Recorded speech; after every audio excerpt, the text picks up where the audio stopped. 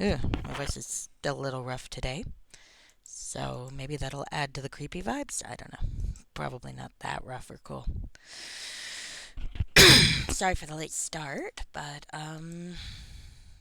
yeah, I don't really have an excuse. So there we go. All right, I'm gonna run an ad and do some upkeep things, and then maybe get started.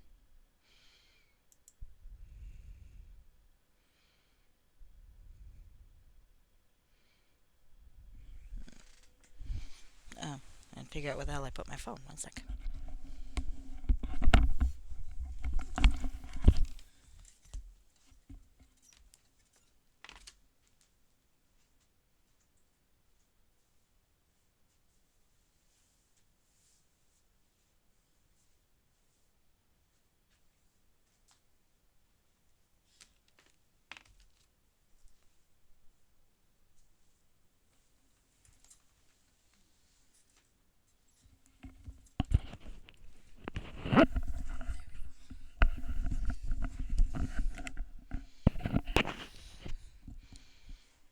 Hoping the cat comes out for her treat sooner rather than later. If so, I'll probably have to take a break for a bit. That happens sometimes. All right. Okay.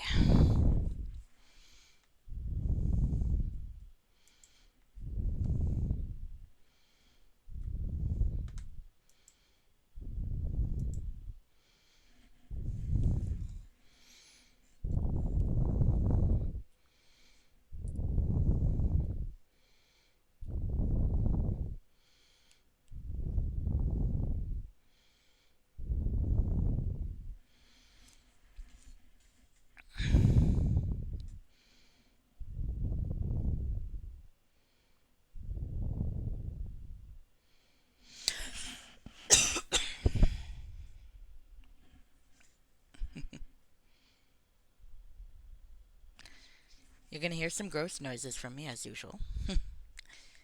I do apologize for that.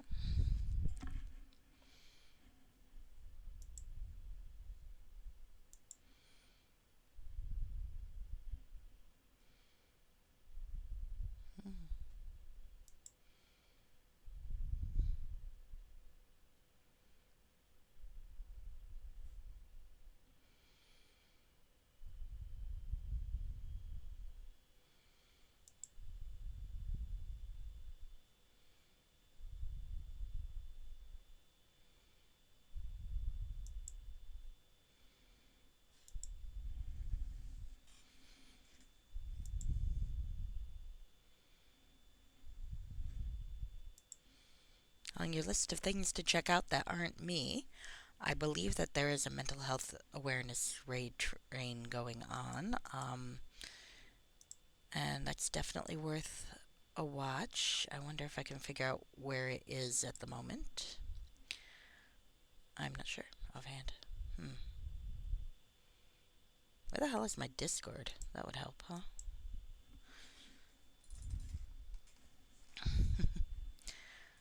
Yeah, it's definitely worth watching. Now, me, I'm too old. I think. Oh, really? You gotta be fucking kidding me. I just want to check my Discord, damn it. Um, but I think I am too old and uptight to talk too much about mental health. But there are a lot of people who have a lot of really good things to say. And let me see if I can get that name.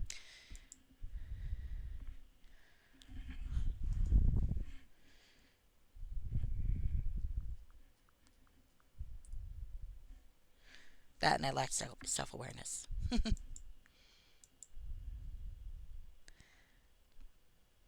But yeah, there's a lot of really good stuff out there about anxiety and grief and trauma.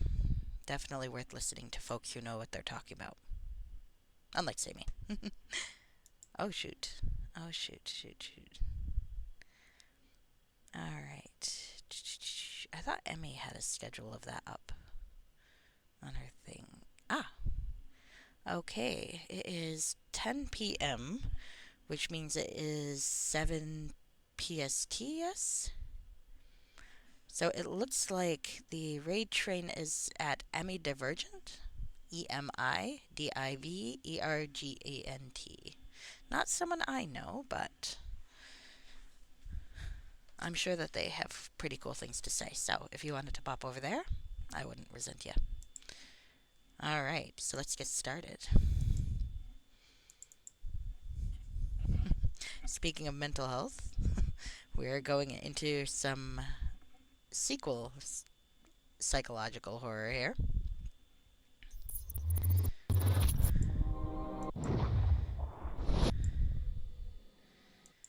Now, every review I've read of Elysia Eternum, which I played yesterday and really, really liked, said that the sequel is better.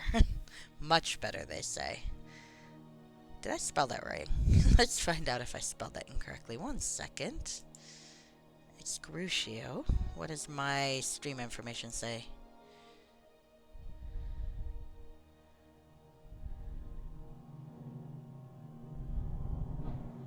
This is a slower way to check it than I was expecting. Come on. OBS, what the hell? Well, you could probably see my screen information easier than I can at the moment. Oh, nope, I spelled it right.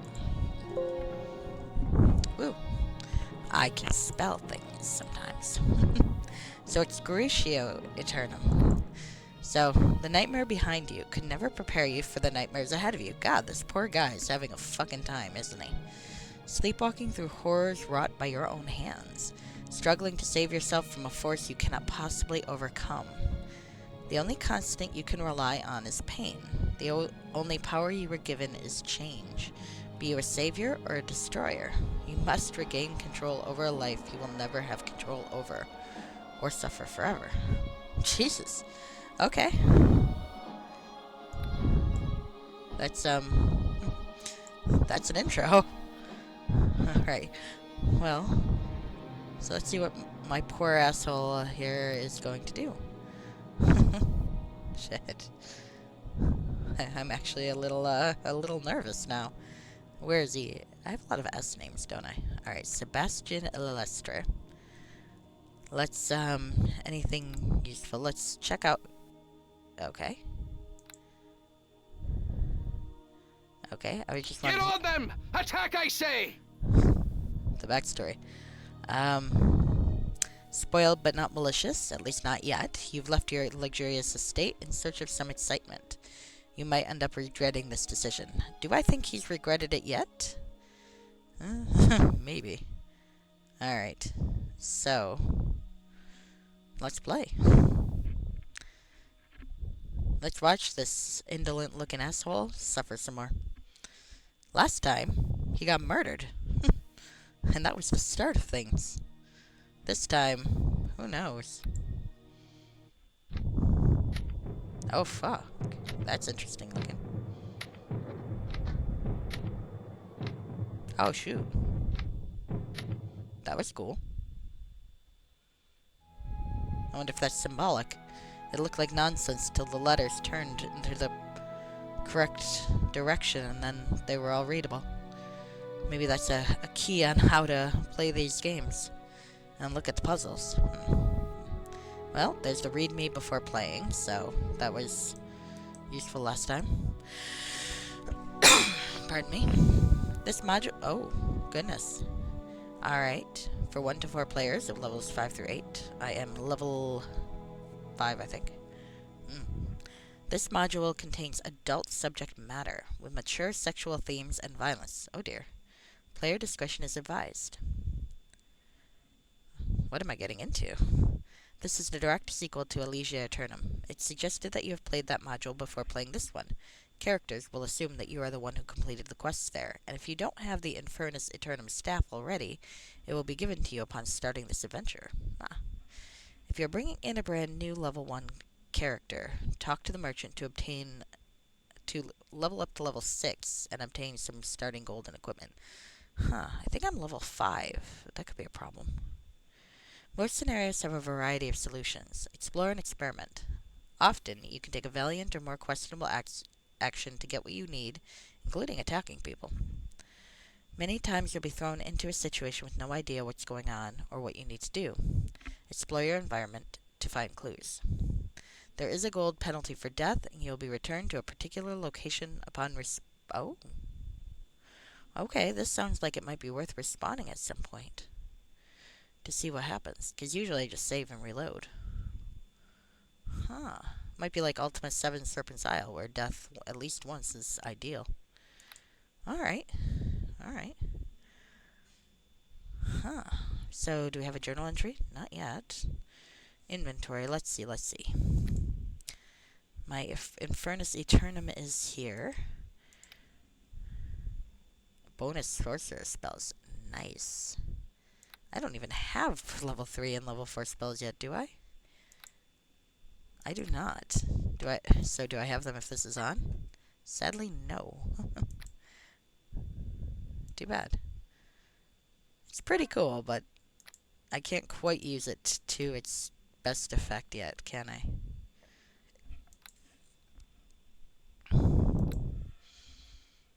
I do like bonus slots for a sorcerer better than I do a wizard, though, because for a wizard you have to set them, and if you switch the weapon or something, you lose them. Ah, there's the level up in merchant. Let's go talk to him. Wait, what can I get ya? Ah, here we go. Hello, if you're a new character, you may want to take advantage of leveling up or down to level 6 with me. I can also sell you general supplies, weapons, and armor. What'll it be? You know what? Let's set me to level 6. I am level 5. It's probably fine, but we'll pretend I did a few adventures in between Elysia and Excrucio. Excrucio, I don't speak Latin, but Excrucio sounds like it has the same root word as excruciating, and that means painful. So I'm not gonna flinch, or I'm not gonna shy away from an extra level. Set my level to 6. Alright, I can level to 6 and give you enough gold. I don't know if I need the gold. Where's my gold? Yeah, let's do it anyway. That'll represent the adventure I went on in the middle. So I'm gonna be a sorcerer. Lore. Spellcraft. I think I will use that point for heal this time. Hopefully my limited persuade's gonna be enough. Because there's no point in banking a skill point I can't use, right? Ooh, I do get a new one of these though, so that's good. Empower instead. Maximize. I want spell penetration. +2 bonus to beat a creature's spell resistance. That starts being very useful. Alright. Flare. Nice. Oh, and I got a level 3 spell. Nice. Nothing new, nothing new. Ooh. Well, look at all these cool spells I could theoretically get. Who the fuck am I kidding? Yeah. Okay, there's the pixie sticking around. Okay, so let's see what they have in terms of general goods. The nymph cloak isn't bad. I might get that actually. For a charisma boost.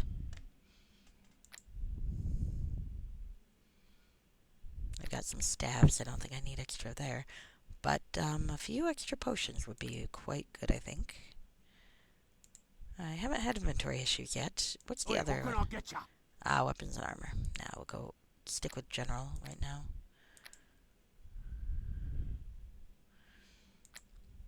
Alright. How are my... I do not have a lot left, do I? Prices are good, though. Alright, let's get some of these.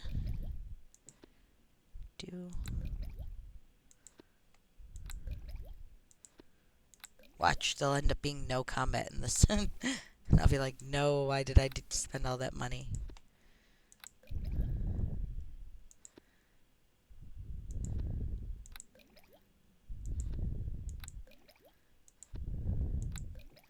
Alright, that looks good. Let's talk Oi, what about can I get ya? weapons and armor.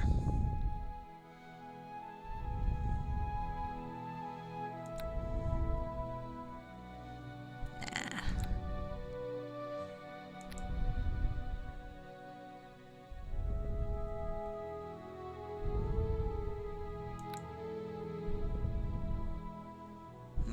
Actually, that might be good.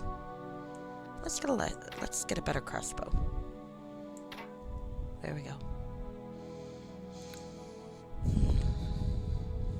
I don't think I need another staff. Let's be honest here. I think my staff's probably okay. Alright. Here we go. And it occurs to me that with that extra level, the staff gives me one extra casting of fireball. That's not fucking bad. So I read this last time, but let's do it again. Infernus Eternum, supposedly a staff belonging to a dark wizard in a big castle with a dragon. But that's just folklore. The true origin of the staff, how it came to rest in that cave, who put it there and why, is unknown. Some power remains, even if the dark force which feeds on negative emotional energies is gone. What's left is merely a handy staff for intermediate mages, although it could have found value with a collector of such relics.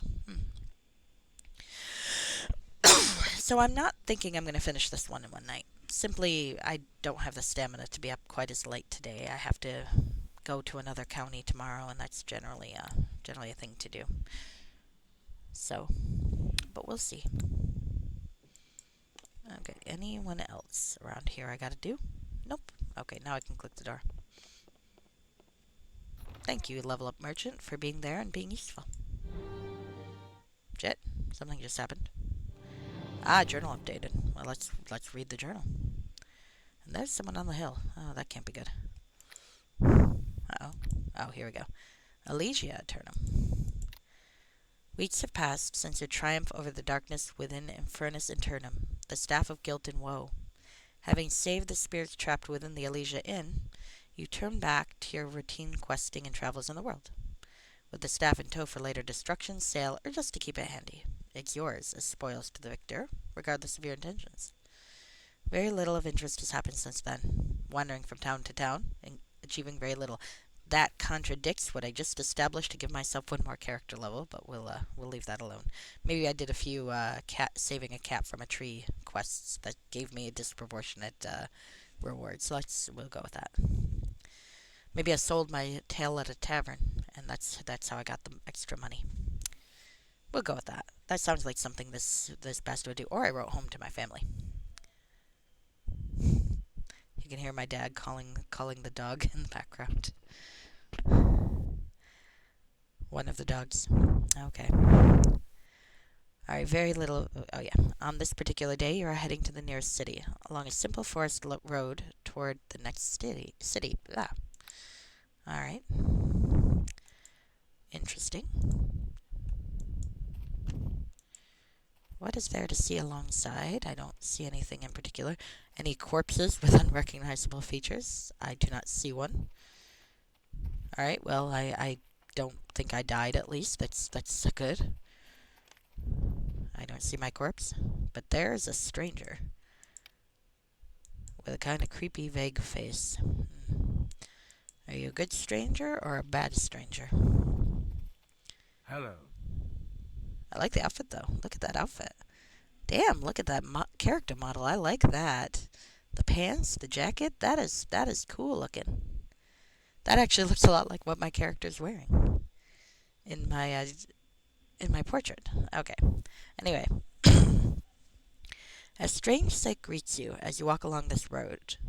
A man in well-tailored finery standing around as if waiting for something. Upon seeing you, he nods his head once in greeting. Hello to you. Well, I can be friendly. Hello to you as well. What brings you here? I figure after my brief stint of being dead, I've Discovered the joy of taking my time and being social. The man shrugs into his velvet coat. Business, I suppose. Tying up loose ends. Cleaning up messes. He takes 1 second, as 1 single second to examine you. His expression remains flat as he does this. An interesting staff, he notes. I recognize it. Infernus Eternum, yes? It has quite a history, you know.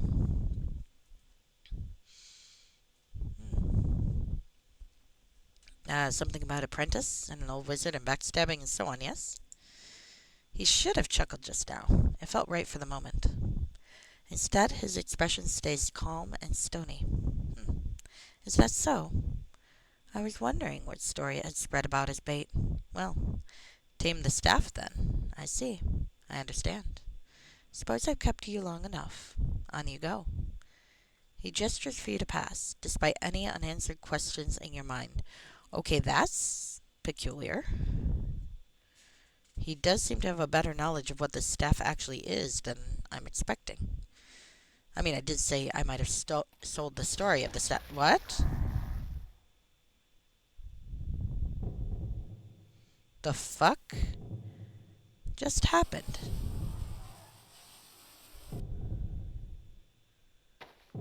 What is going on? What?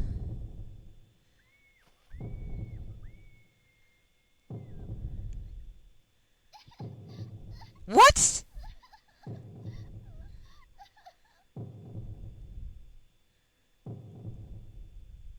Was I supposed to hear his voice, I wonder?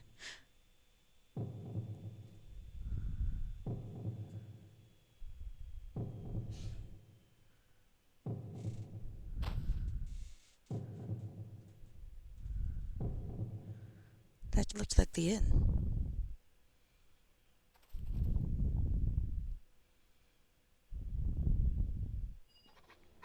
The fuck? Okay. Okay. That last one looked like the inn. That looked like Grace. But, Grace is dead, I think.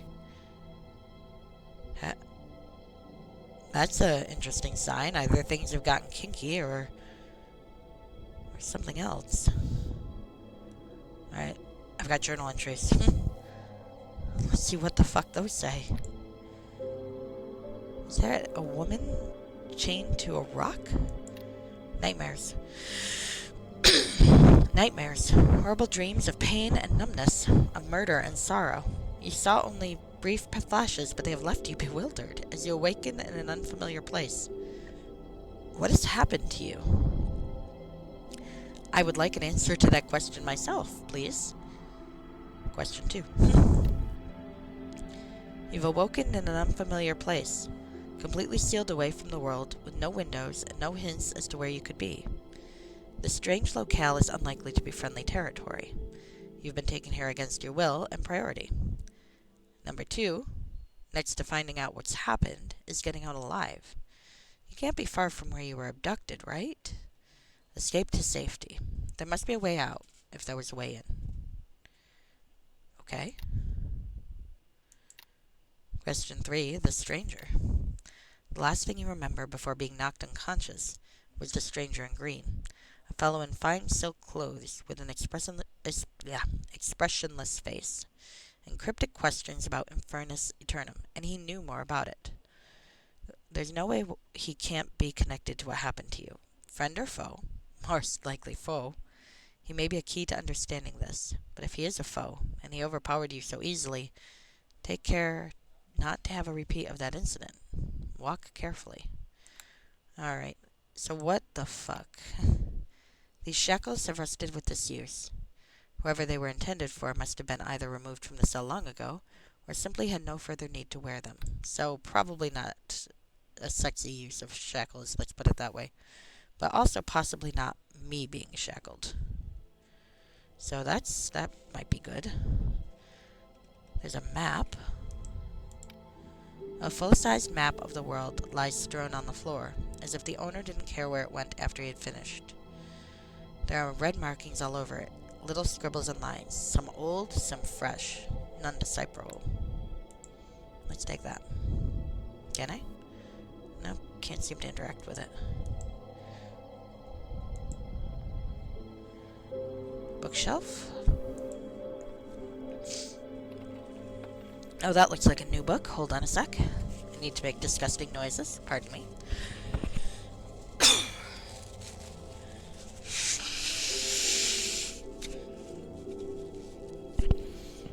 So these are creepy fucking modules.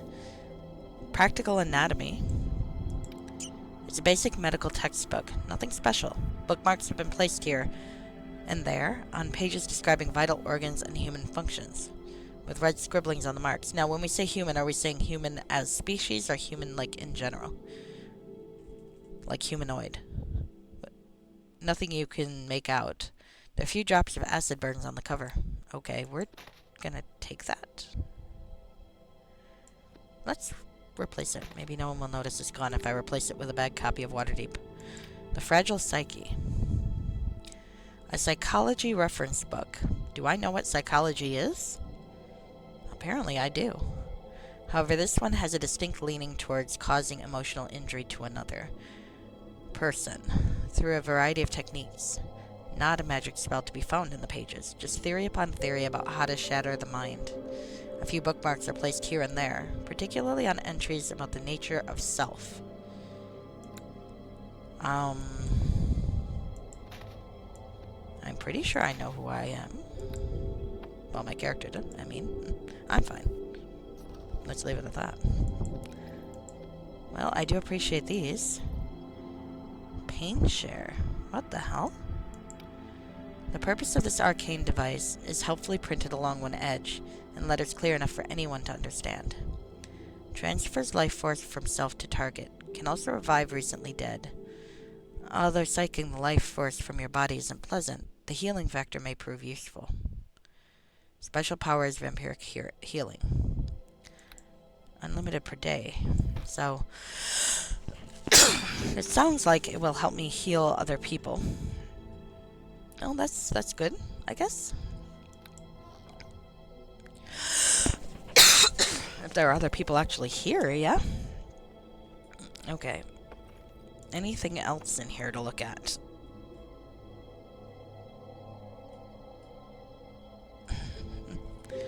Alright, let's save. I don't want to save over any of Lena's things, because we are still playing Crimson Tides of Tethir after this spooky month is over. Alright.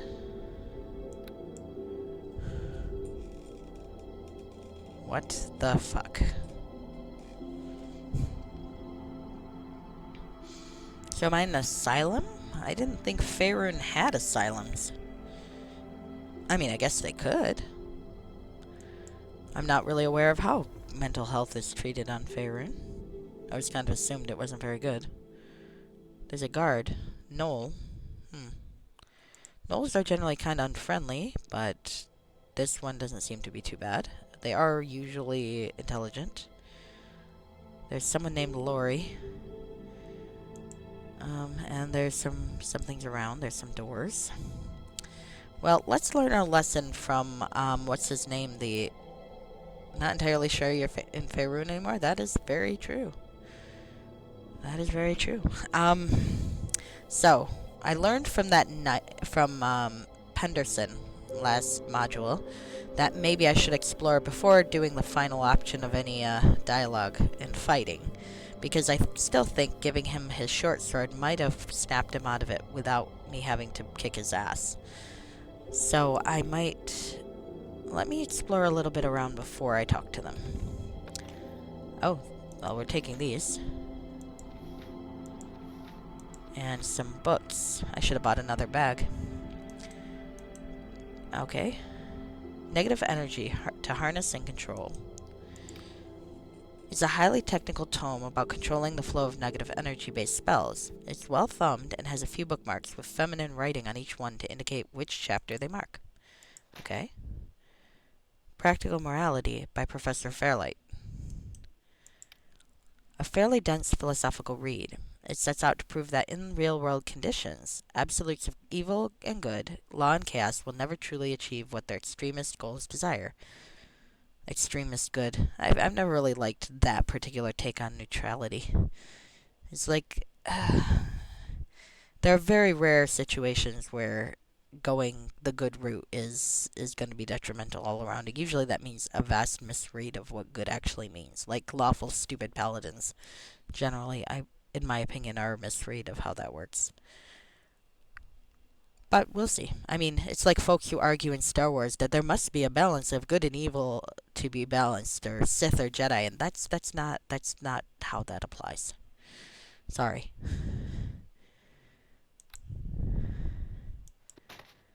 All right, and Chemical Craft Volume 3, Acids.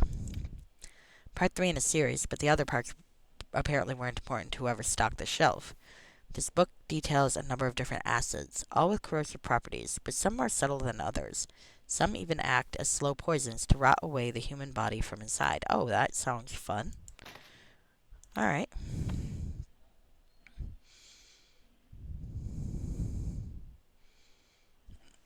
Okay.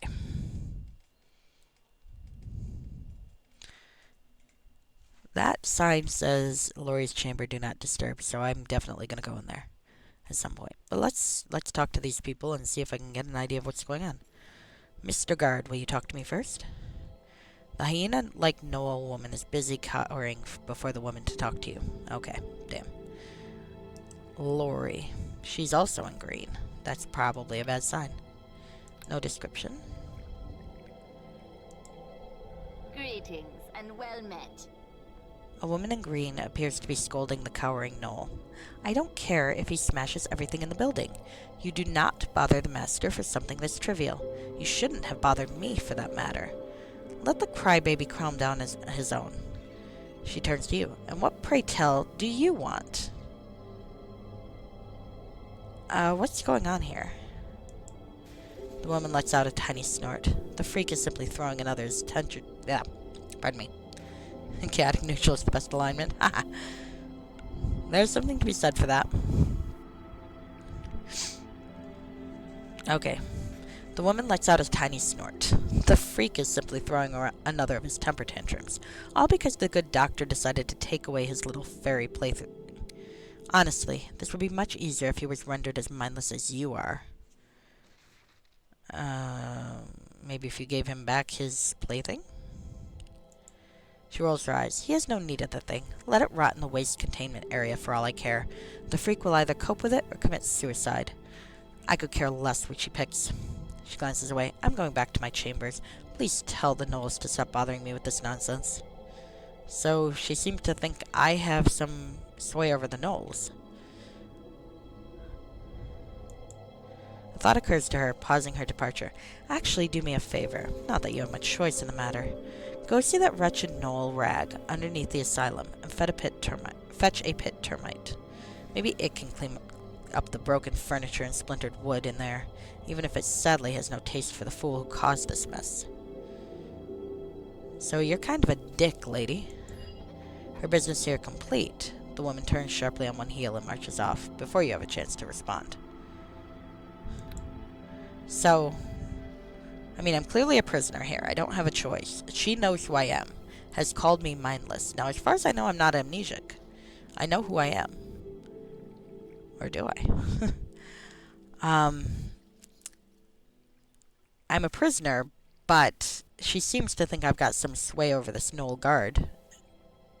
So, what's changed? Ah, nightmares. An encounter with a fairly irritated woman in green has provided you with another piece of the puzzle. For some reason, she treated you like you were her servile, mindless agent, which you are not clearly. But what does that mean? Were you under a charm of some sort for a time? If so, revealing to the wrong person that you are no longer asleep might be inadvisable. Still, it doesn't explain precisely what happened.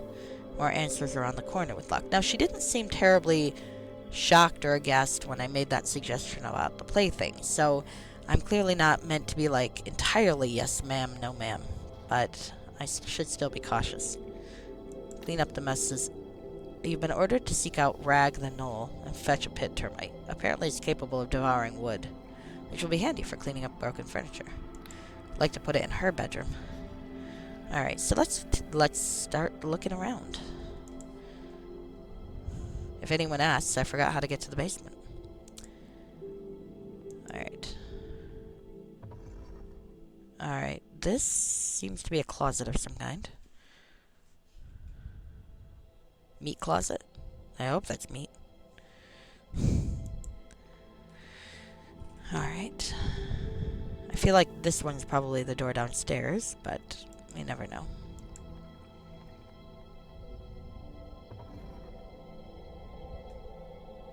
The activated agent.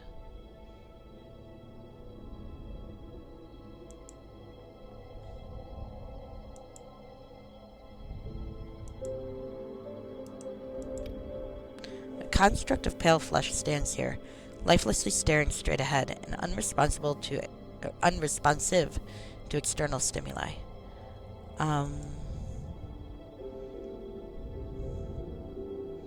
So it looks like a male and female.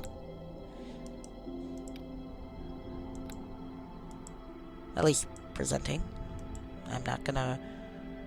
Some may be non-binary or trans or something, but that's, like, kind of tangential at this point. They appear to be male and female. Can I get into Lori's room and look around? Alright, that looks like a doorway to another area.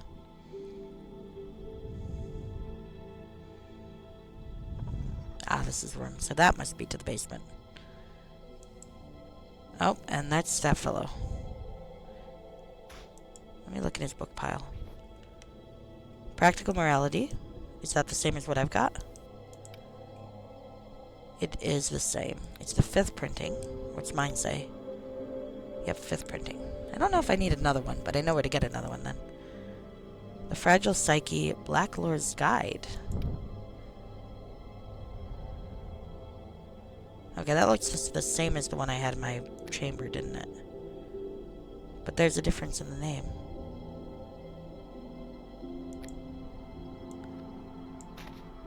Let's take that.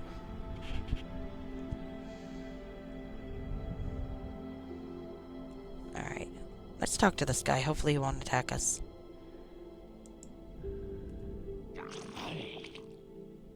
He's busy. He's breaking stuff. Come on. He's not hostile to me. Ah.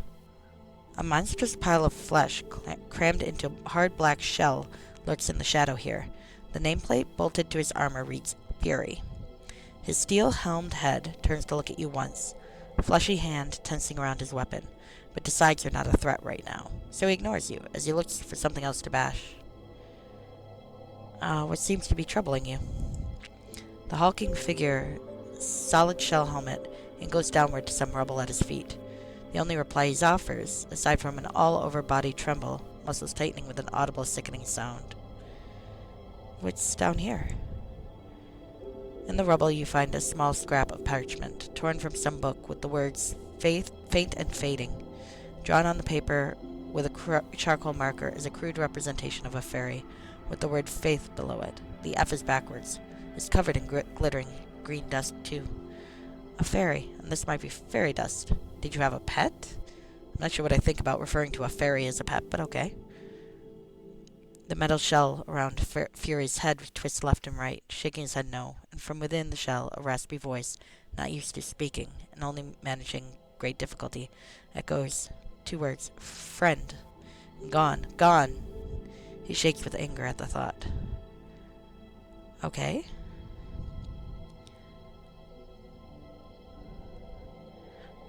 Well, I need whatever allies I can get around here, right?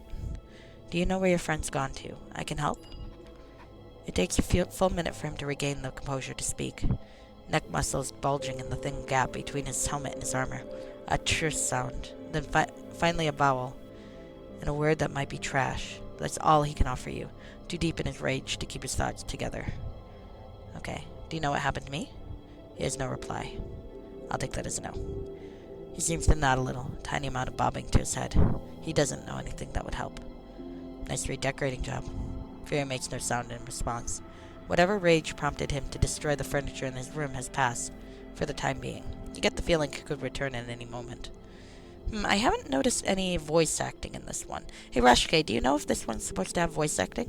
Because I'd hate to think I'm got the setting wrong or something. But I don't mind reading the dialogue, of course. Okay, so I have to find the trash. If it does turn out that this is supposed to have voice acting, then I do apologize. True neutral is the best alignment. I'm playing true neutral. I'm not very good at it, though. I find it a lot easier to go either good or evil. So, let's go upstairs first. I want to see what's in her chamber. Will she let me in? Or will it be locked? It is in. Can I talk to her again? Let's save. Don't recall? Okay, well, I'm going to assume not then, because... Okay, potion works.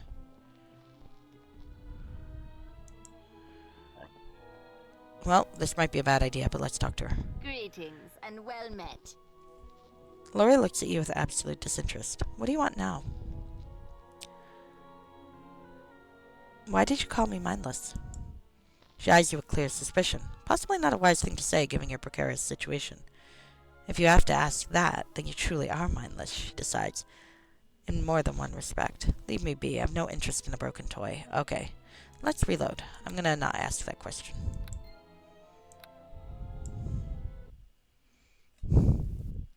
Save scumming.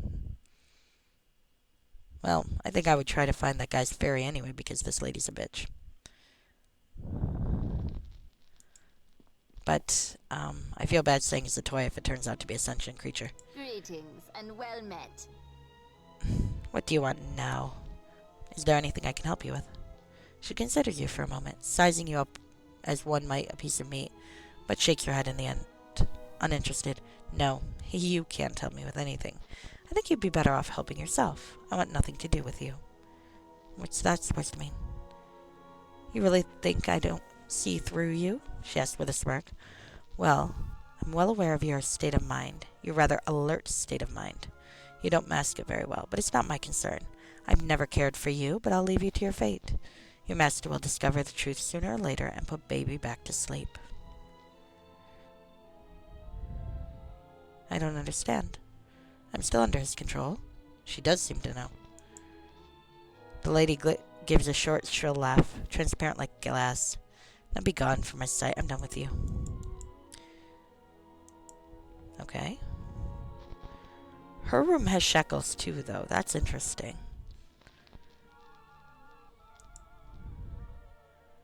The pale-skinned girl gazed directly forward with glassy eyes, ignoring you.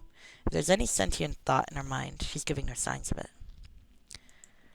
Standing silently is a picture-perfect masculine statue. The white-skinned figure does not respond to your desire to chat. His empty stare suggests there's nothing beyond those eyes capable of talking anyway. Oh, fun. I'd like to think that wasn't me at some point. The simple weavings loaded onto this loom seem out of place compared to the vices exhibited everywhere else in this place. Still, it's something simple to do with your hands when you're bored. And judging from the amount of weaving, she must be very bored.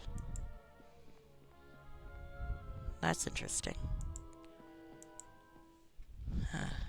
So, between the shackles and the weaving, is she in the same sort of situation I am? She doesn't seem to care that I'm rifling through her stuff, so that's a plus. Maybe she thinks there's no real point. Cat of nine tails. The leather braids have seen some use, but it's still serviceable. Small hooks on the end add the extra flaying power of the, quote, weapon, unquote. Maybe I can engage in kinky BDSM at some point. What is a musical machine? A strange clockwork machine from which the scratchy sounds of an orchestra can be heard looping endlessly. Can I ask you about the whip? She already knows that. Greetings and well met. Lori is making a point to ignore you. That might be for the best, given that she knows you're awake now. Potion works. Even heavily perfumed, as having a foul odor about your bedroom isn't very classy. The faint smell of acid bubbling over inside the cauldron is unmistakable. Acid. I have a book with acid on it, don't I? This one has some bookmarks, but I think mine has some acid. That might be the difference. No, mine does not. I thought I had something that had acid on it, though. This one, Practical Anatomy. Interesting. Well, hopefully I didn't screw up any shot of resolving anything I can resolve with that lady, but I guess we'll see. Alright. Well, I've gone everywhere else, so let's go down.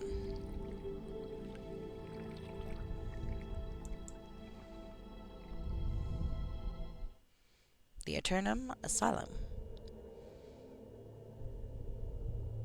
Another drone.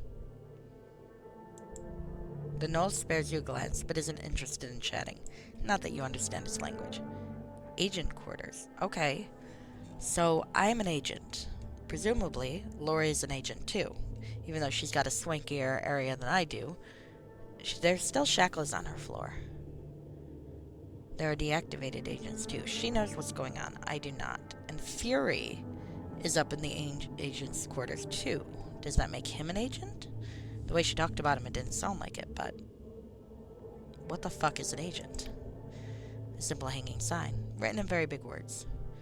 As if intended for people who may have difficulty stringing two thoughts together. So agent might be a euphemism then, huh? Okay. Too busy to pay attention to you. There's a door switch. Alright, well... Let's look around. And it's interesting, though, that while she's annoying, she's not telling on me. Exhibit, mind versus body. Mind versus body. The body's quite resistant to injury, and capable of healing in time from the most grievous wounds. The mind, however, can be quite fragile. Injury to the psyche never truly fades in time. Often, psychological blocks and obsessive-compulsive patterns persist with the injury, and until dealt with, no healing is possible. A wound which is kept fresh through repeated exposure to trauma will stay open. Thus it is with mind and body. Through the asylum's edict, those undergoing trauma can be relocated to a safe haven within these walls, where the trauma can be explored in a controlled environment. One day we hope to be able to heal the mind just as easily as we heal the body, but until we know more about the causes of mental injury, via rigorous real-world experimentation and study, I'm guessing not particularly ethical real-world experimentation and study, we will forever be in the dark about this mysterious side of life. Alright.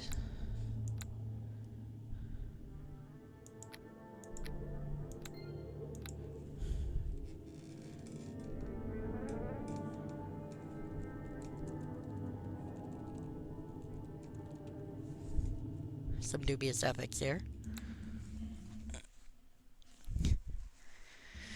I saw someone had posted a review of Shadowlord's Dreamcatcher and Demon, and they were very upset about the item and level strip in Demon, and started bitching about how clearly it was meant for a character that's not the same, and it's just a shame because, you know, you do get the stuff back if you go along. And they're like, there's no connection to the previous character, which, I mean, they admit they stopped basically as soon as there was the level strip, but there's a lot of connection, by the way. It's a shame. In one sense, I kind of hope that the person gives it another shot and another chance. Well, they don't have any obligation to do so, of course. And if it's not going to be fun to them, maybe they shouldn't. Alright. Drone tunnel gate. Is that where I'm supposed to go? Or maybe I should wander around first?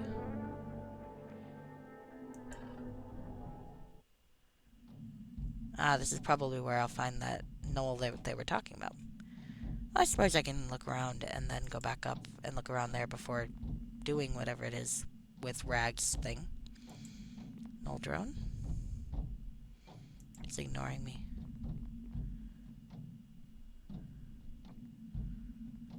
Maybe I'll come back, because I would like to look around upstairs first, before I move on with the plot.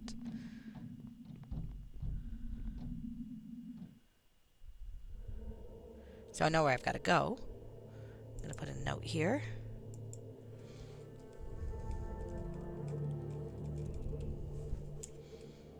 So I know where to come back to. I do love that the game lets you mark your mini maps. Or your maps. I don't really like when games don't let you do that. Alright, treatment clinic. Can I go here? I'm gonna go all the places I'm not supposed to go first.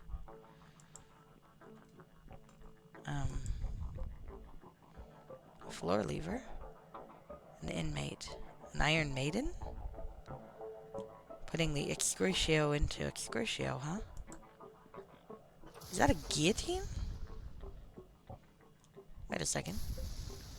Alright, well, there's no one in there, but... So these are treatments. Yeah,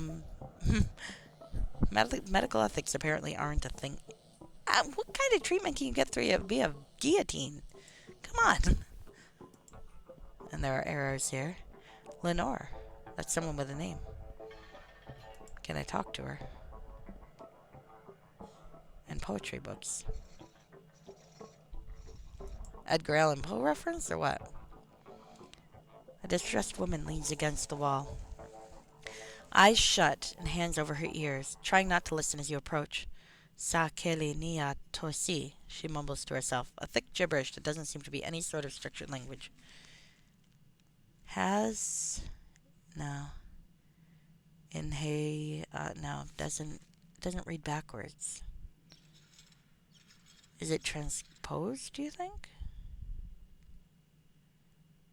I don't think I have enough to decode that if it's a cryptogram. I could help someone with alien limb syndrome.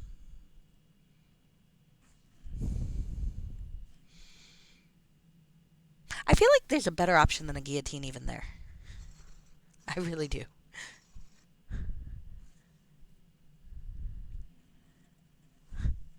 Alright. Oh, let's get rid of this note. Okay.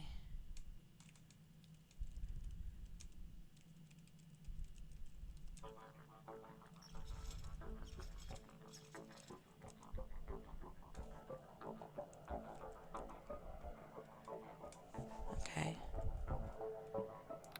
Oh, that's mistyped.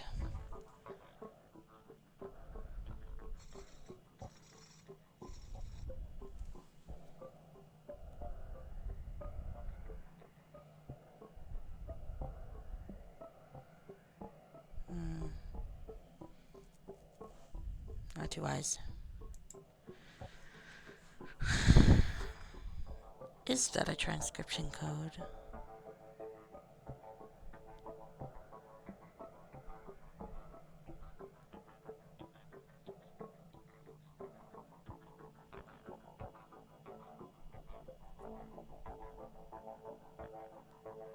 Like if sa were the, then this would be HE.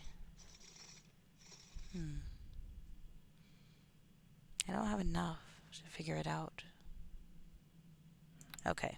Maybe it's not. Maybe I'm like completely in the wrong direction. Okay, well, who are you?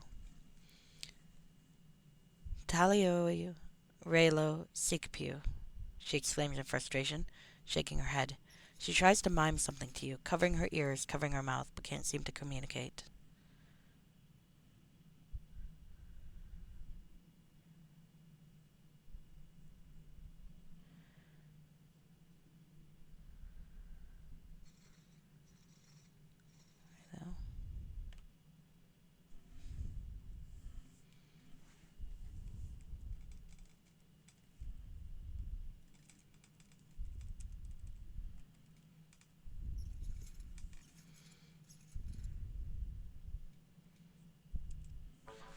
Is it a double letter?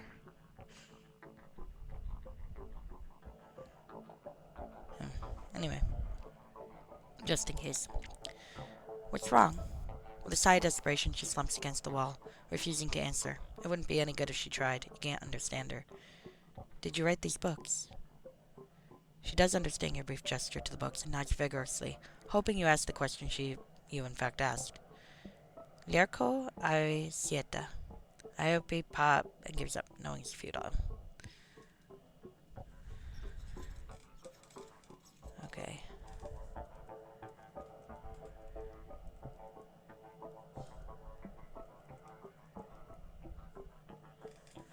Alright. Alright, so A is not H.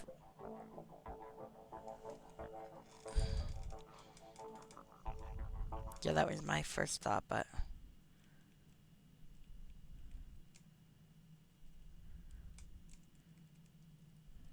Alright, well, excuse me. Let's look at the books. Softly spoken by Lenore. It's a 200-page collection of poems, some about the beauty of nature, some about the nature of love, some for the love of love itself. Even the most jaded reader can be moved by the words pressed between these fragile pages. Her work is known across the world, often recited with a few words out of place by bards seeking to ride off her good works towards some daily coin. But the book contains a pure, original work. A few loose pages also lie in this pile of books, torn out in clear frustration by the reader. Can I take these?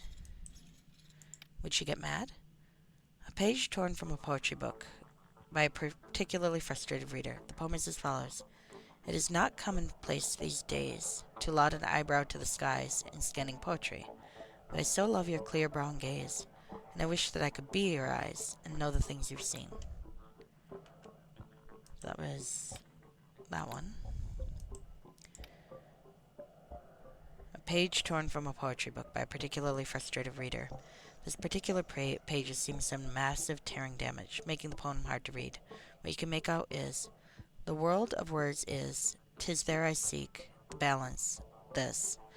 If I could, into the mundane, where discord rules and the struggle might cease. Wait. 1 second. 1 second. Shit, I can't access it from here. Right. That's a double letter, isn't it? That's a fucking double letter. I need a pen. I want to see something.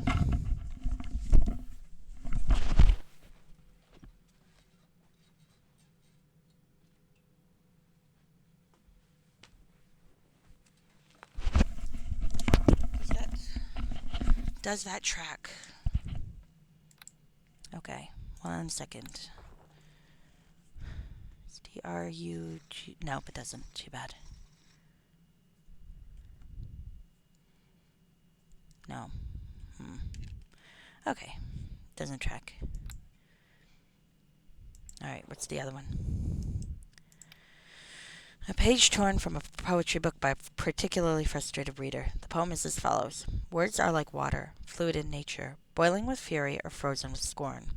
Words are like wind and can pass anywhere, brushed like a breeze or shouted like a storm. Words are like fire, freshly kindled. Burning passion turns to embers of love. Words are like stone and cannot be changed, but instead do the changing, and mountains can move.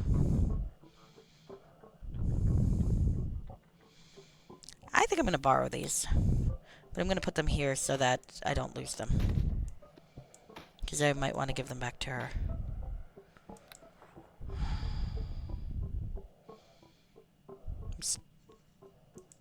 Transcription's probably not, but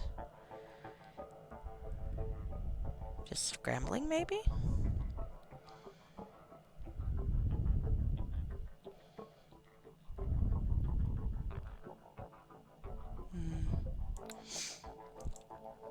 Okay. Not really sure there. What's in the desk? So Lenore, whatever they did to her, they seem to have taken a poet and taken from her ability to talk. Logbook. This book is filled with neatly handwritten text, too much to read in one sitting. Some excerpts, however. Yet another body to dispose of. None of the candidates have yielded fruit. If I can't refresh the crops soon, the ticking of the clock may actually become meaningful again.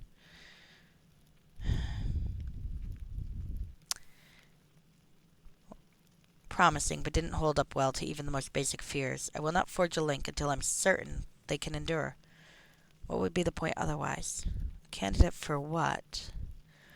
A fine candidate, and no physical exertion was required.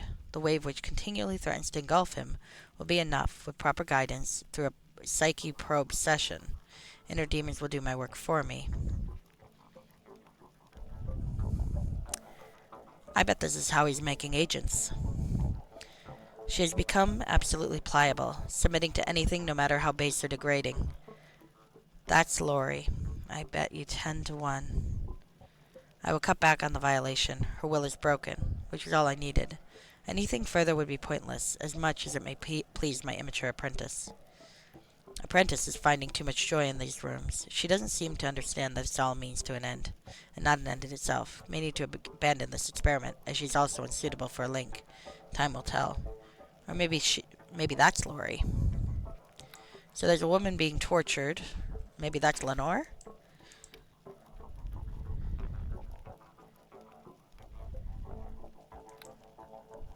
She didn't seem very pliable, though, so. Occupants. Elaine Mills, father, expired. That must be her trauma. Lenore Caitlin, aphasia, alive, so that explains her issue talking. Alan Ivers, sensory, expired. Bjorn Undertow, suffocation, expired. Darren Alesia.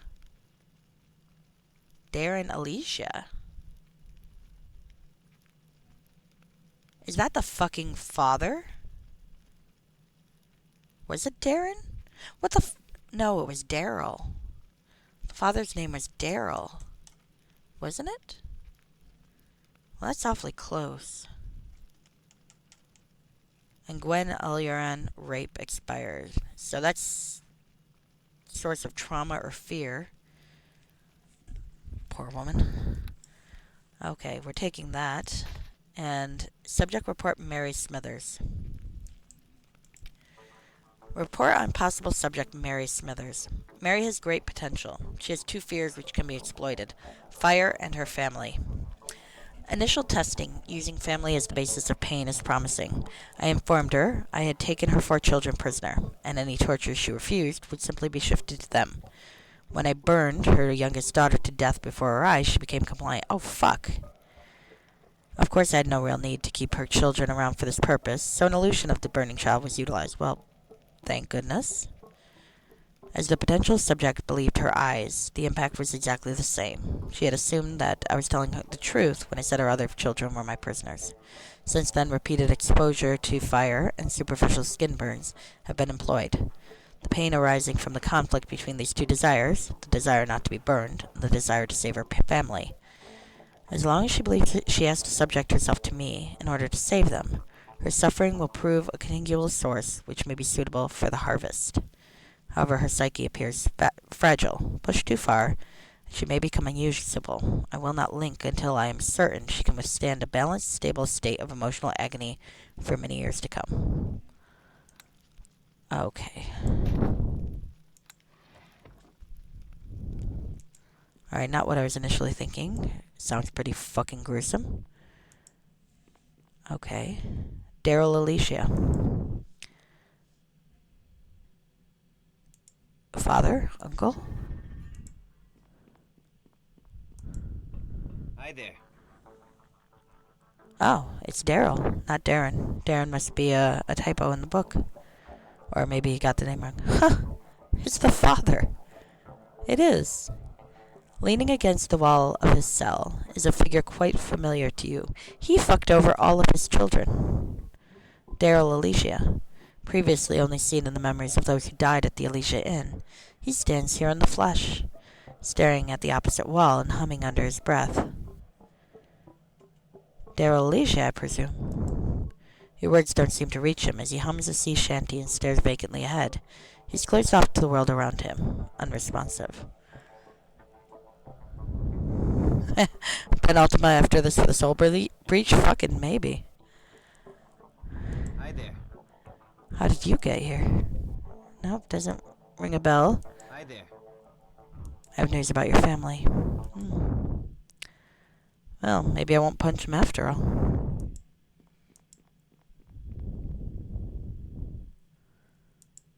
Alright. Mumbling inmate does not get a name. An inmate, likely an escapee from the asylum area, stands in front of the open Iron Maiden. He stares into it, mumbling to himself. Way out. Found a way out. I should take it. Who are you? He doesn't turn to look at you, eyes fixed on the stained metal spikes. Don't remember. All I know is him. Keeps using me. I hear him talking about how I might be useful, how he's going to put me in some program. I'm going to be special. Nuts to that, I'm not going to do it. Okay. How did you escape? Bribed a knoll. Last thing I had left in the world, a bracelet. I think my daughter gave it to me, but now I'm free. I found a way out. It's just ahead of me. I only have to step forward. Well, shouldn't you step away from that thing? It's my way out, he explains. It's just going to go on and on. The doctor said I might be useful. That means it won't stop. But I can cheat him. I can leave. I just need to walk into it and close it. I'll be free. I can't let you do that. Step away from it. You're one of them. You don't care. He says with some bitterness. You brought me here. You helped him. Oh shit. I might have. I'm going to cheat you like I cheat him. I'm not going to let you hurt me anymore. I think I'm going to leave him be now. Because he hasn't stepped into that yet, and I really don't want him to on my watch.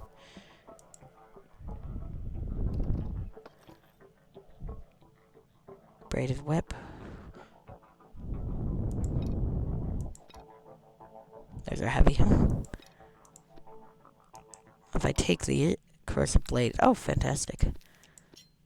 I'm not a pack mule. Remove this burden. That's hilarious. Okay, well let's... Oh. You know what? I don't think I need these.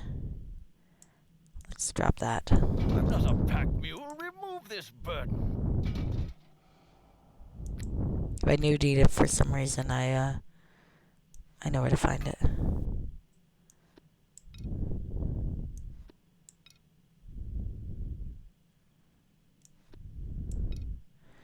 Okay.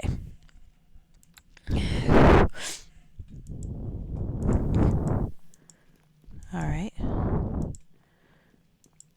So this is pretty fucking horrific.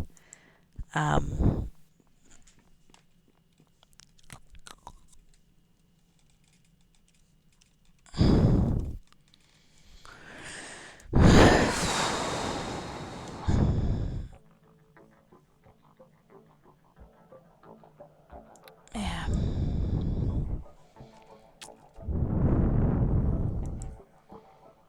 Okay. This is a first? What do you mean, Rashke?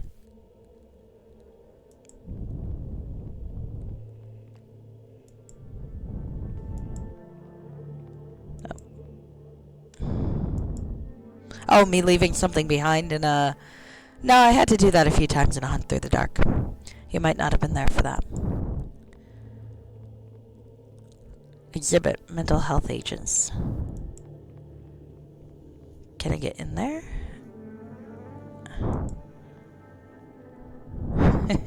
I did drop a few things in a hunt through the dark. Still ended up with like 1,000,000 gold, so...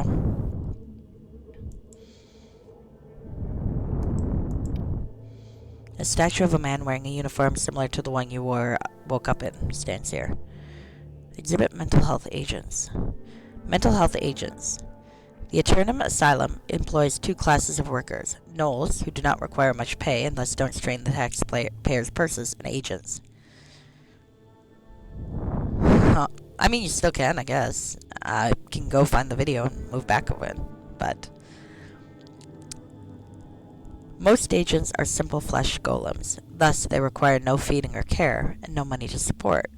They can be sent into dangerous situations in the public sphere to extract a criminal with no risk of lives lost, as they are not alive. Obedient and efficient, the agents allow the asylum to separate the lost ones from the sane population at large with a minimum of fuss. Some more sentient agents are employed. Volunteers who seek to aid the cause of mental health. Yeah, I'm a fucking volunteer. Capable of more dangerous missions. These agents are quartered in comfort and paid well for their efforts. I don't think I'm getting paid, dude. I think that's a lie. Oh, I like that, though. Look at that. Eternum Asylum. I didn't see that. I'm definitely not willing here. I'm wondering if Lori's not as well. She's a bitch. Oh, there's another drone tunnel gate here. Is it the same tunnel? It is. Okay, good. Okay, well. Then I know I can get down here from different directions.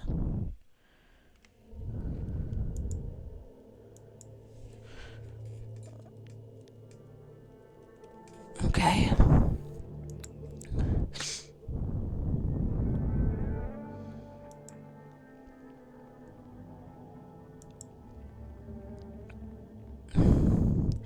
The Public Mental Health Edict. The Public Mental Health Edict, signed into law 30 years ago by a governmental order, the Public Mental Health Edict allows for the swift treatment of those afflicted with disorders of the psyche.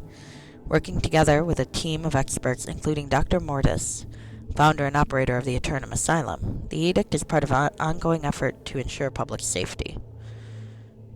Man, I think there's a lot of interesting implications and messaging about demonizing the mentally ill in this. The Act allows for independent investigation and detainment of those suspected of insanity, ones who would be considered a danger to themselves or others.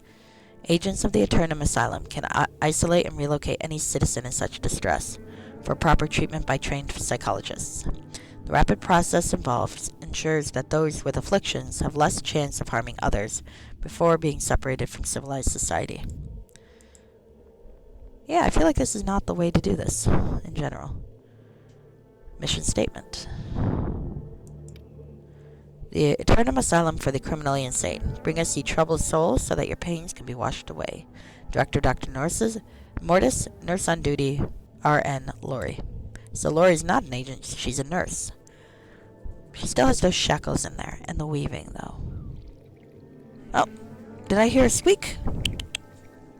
Sweetheart? Maybe, maybe not. I'm due to give the cat her medication. I'm literally a little late. Well, one sec.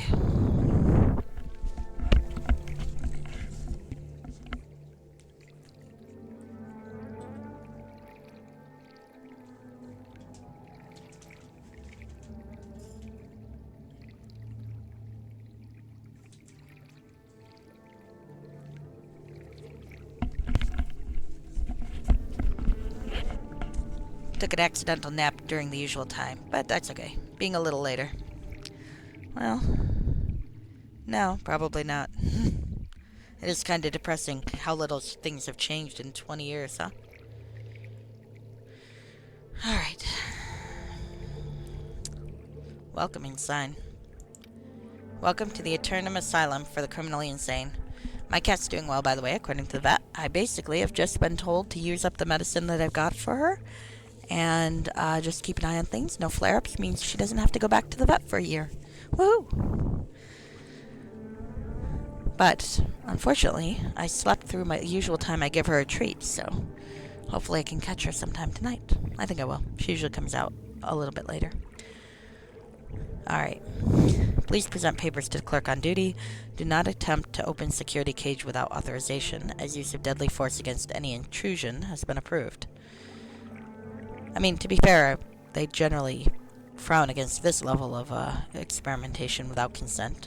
But then again, it's not like abuse of power is uncommon in places. If the clerk is not on duty, please wait. It is suggested that appointments be made in advance with Nurse Lori, as the staff is busy attending to the sick and disabled around the clock. Can I get out? It does not appear like we can get out. These red arrows remind me of that. Can we open it?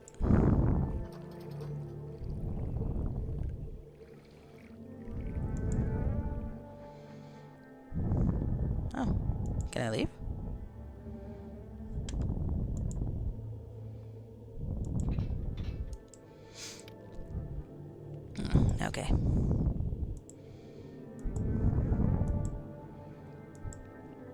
Okay, I better close that. So.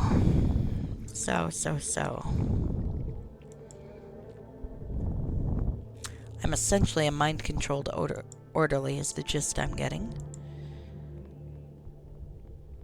Though, per press, I'm supposedly consenting to all this. And getting paid. I don't think I'm getting paid. Waste containment. Okay, let's see if we can find the ferry in here.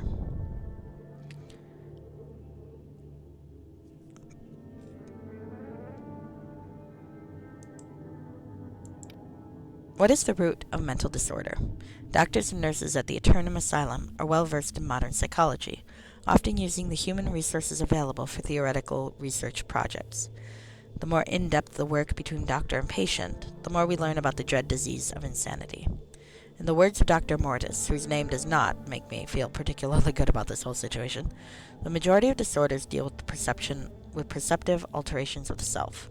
Self-image is the core around which the mind operates. Knowledge and affirmation of self fix your place in the world, giving you an anchor in day-to-day living. When the perception of self is distorted through trauma, physical, emotional, or otherwise, the yawning maw of insanity opens. Childhood is the most likely time when trauma can be inflicted. A child's self-image is very mutable, shaped by forces both internal and external. Still, cases of adult insanity are not uncommon, as at the core we are all children. With enough trauma, enough to break down the so-called rational mindset of the adult, a reversion to a child's state is likely followed by a severe distortion of self. Yeah.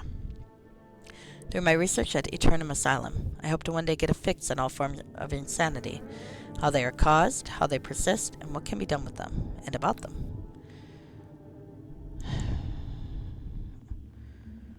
Well, let's see if we can find a fucking ferry. Waste containment. There's a dissolver. I don't want them to... Oh, warning sign. I hope I'm not too late. Another sign printed in nice big letters, so even the nulls can understand it. That seems a bit racist. Warning, the dissolvers will consume any metal they see on site, including the weapons and armor. Use caution when dumping refuge. Am I carrying any weapons and armor? Shit, I'm wearing a kinky uniform. I didn't even notice. This uniform fits you snugly, as if it were specially crafted just for your body, and as though you've worn it for a very long time. Let's move this here. I don't really care if that gets dissolved, but... Ah, no, I need that on. Okay, well, let's hope I don't... Okay.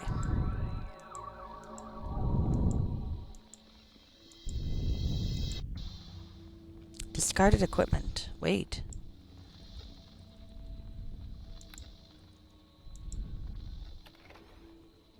Chain shirt. My ropes. Lock pick. Torch. Okay. I don't need that.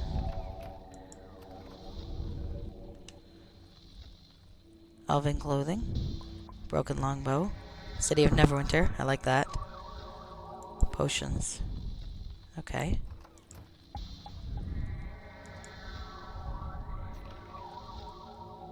Fairy in a bottle. Okay, a small green fairy has been sealed into this bottle. She knocks against the glass, and trying to get your attention and points to the cork. Please help me, her small lips say, although you can't hear the words through the glass. Alright, well, I found her. Let's take these two. Alright, phew. That means she's not going to get dissolved. I was a little worried about that.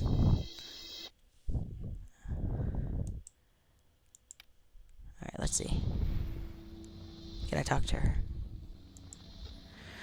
A small fairy with wings of jade and pale green skin hovers before you, quite surprised to be here. You freed me, she exclaims. Thank you, thank you. After Mortis bottled me, I was so worried that I'd never get out. She flutters about you, studying you, realizing who you are to her horror. Agent Sebastian? Why did you free me? Did he send you to punish us further? I'm here to take you back to Fury. He's worried about you. It's good to see that you're well. Overjoyed, Faith's wings flutter faster. Oh, thank you. Thank you so much. Fury, he's like a lost child. He needs guidance.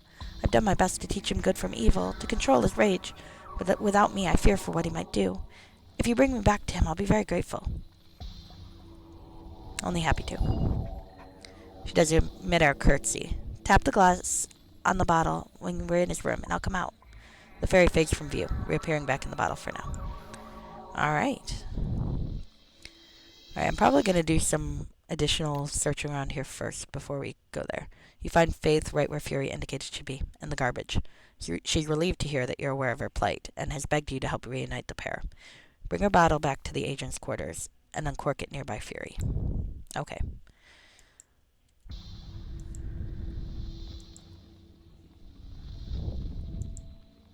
There's a young boy in here. Why is there a young boy in here? Let's talk to him. Hello. A young, unhealthy, and malnourished-looking boy wanders aimlessly in the tunnels. Food, he whispers, voice hoarse and dry. Who are you? He looks at you with empty eyes, almost looking through you. Food, he repeats, clearly unable to think of much else. Introductions may have to wait. What are you doing here? Need to consume. Can't find anything good. Still looking. Maybe I can get you something to eat. He looks up, ravenous. Breads, carbohydrates, nourishing, please. Do you know where I can find some? Looked, none here. Okay, well, new quest, huh? You met an unusual-looking boy lost in the tunnels of the waste containment. He's starving and wants bread. Specifically some bread. Where can you get some? The only food stockroom you've seen is in the agent quarters, and it only has meat. That's true. He doesn't seem to want. Maybe you'll stumble across a loaf somewhere. Well, we'll keep an eye out. I do like having quests. Quests give me something to do. Give me purpose. Maybe that's something to be psychoanalyzed, huh? What do I look like in this armor? Oh, that's a kinky fucking outfit. This place is really kind of sketchy, isn't it? Look at that. I'm mind-controlled in an outfit like that. I'm not sure I like what's going on. With shackles on the bed. I'm really not sure I like what's going on. The implications here. Oh, my staff is alive? Uh-oh, that can't be good. Let me talk to it. The staff you know quite well at this point. Infernus Eternum has been chained to the stone wall here amongst piles of refuse. It weakly floats in the air, occasionally pulling at the chain, but clearly isn't going anywhere. If it has eyes, it will glare at you with absolute hatred. So this is where you ended up. I was wondering about that. Staff snaps at the end of its chain in a burst of rage, wanting to lunge at you, and, well, best it can do is whack you with its body. As even the fiery spiral at the end seems weak now. Despite its intentions, it can't reach. Securely latched down. I find this oddly appropriate for you. The staff hovers in place, flaming spiral, turning to face you. And you can sense the red eyes of the mock demon you vanquished glaring at you across some vast distance. Interested in getting out of here? The staff pauses to consider that. Gives a little wrist flick motion as if to suggest you go on.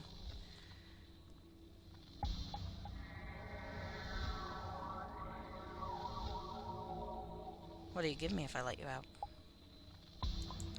Pauses to think, but clearly doesn't have much to offer you. At the moment, weak and imprisoned. Offer's still open if it can think of anything later.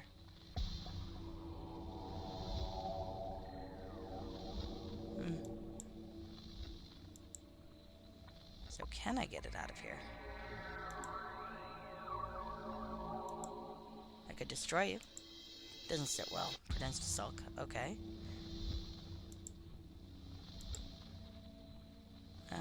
I'll let you out if you obey me.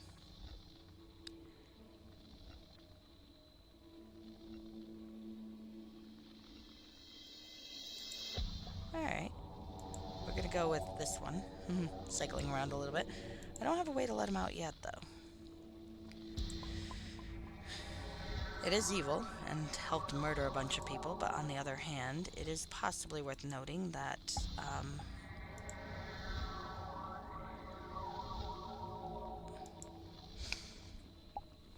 that it might help me out. And I am neutral, after all. So, pardon me.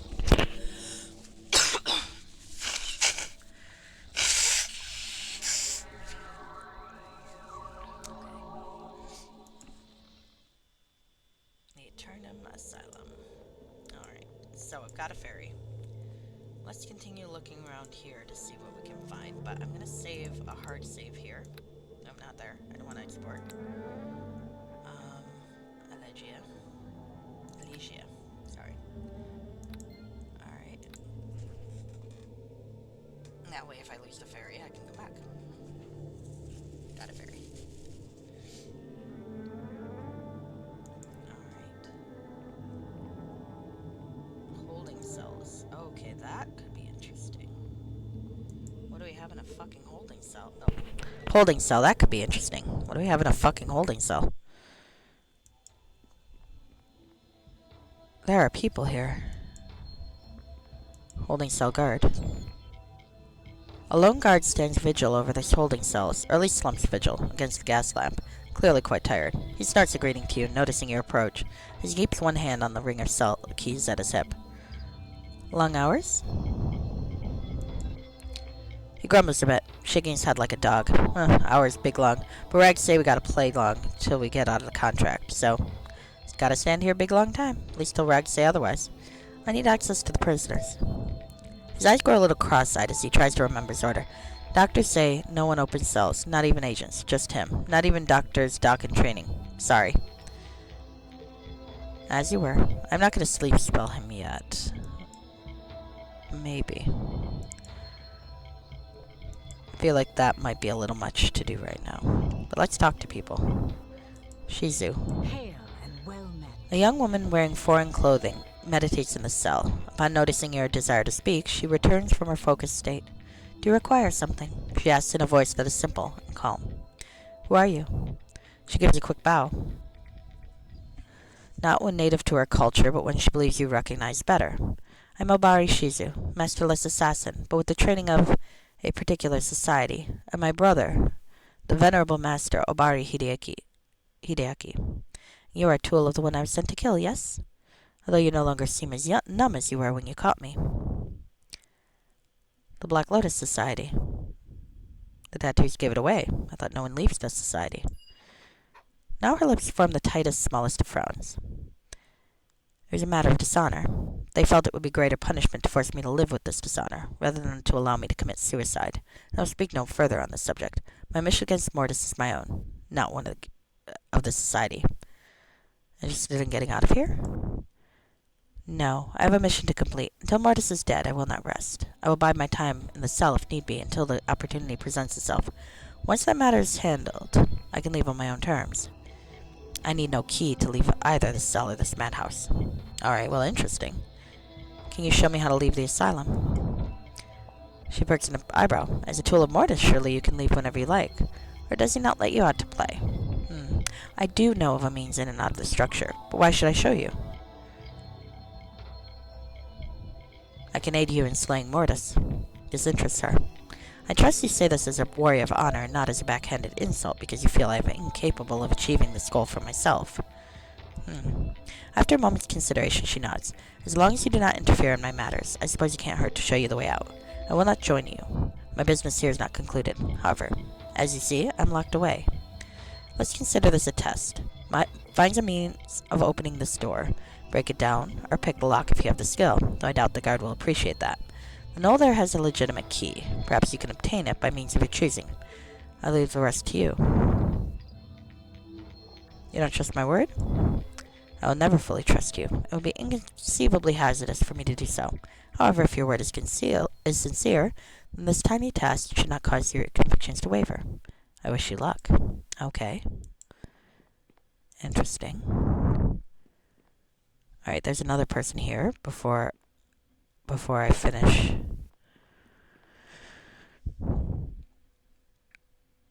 The sleep spell seems like the best option, though I could theoretically use a knock spell. Calder Alurin. There was a name Alurin, wasn't there? Gwen. The raped girl, or the girl who was afraid of rape, yeah. Fuck. Okay, let's talk to him. What do you want? Calder presses himself against the bars upon seeing you. You there. I demand to see my wife immediately. How dare you take us against our will? We're perfectly healthy and have no reason to be in this hospital. If you have some grudge against me, take her out of it. Leave her out of it. I'll take your place. Oh, honey, I think your wife is dead. I'm not your jailer. In fact, I'm against him. He pauses for a moment, trying to study you as if he believes you. Or to decide if he believes you. You walk freely. You must work for this clinic. If you aren't my enemy, then prove it by helping me. After being brought here, my wife was taken from me when I was left in this cell several days ago. I haven't seen her since. Bring her back to me, or at least bring proof of... Just bring her. I'll do what I can. The elf nods slowly. We were just married, a day before that giant man with the hook hand took us here to this hospital. We have a new home to return to. I'm sure this is all a misunderstanding. We'll look back on this one day, and I don't know. He resumes his pacing. Nerves obviously on edge. I wonder if the book I have is enough. Okay. Mortis? Okay, so we got a few things. Mortis has a name. He appears to be the one in charge here. The one responsible for my abduction was not some henchman, but the leader of this place, and I should be cautious. Okay.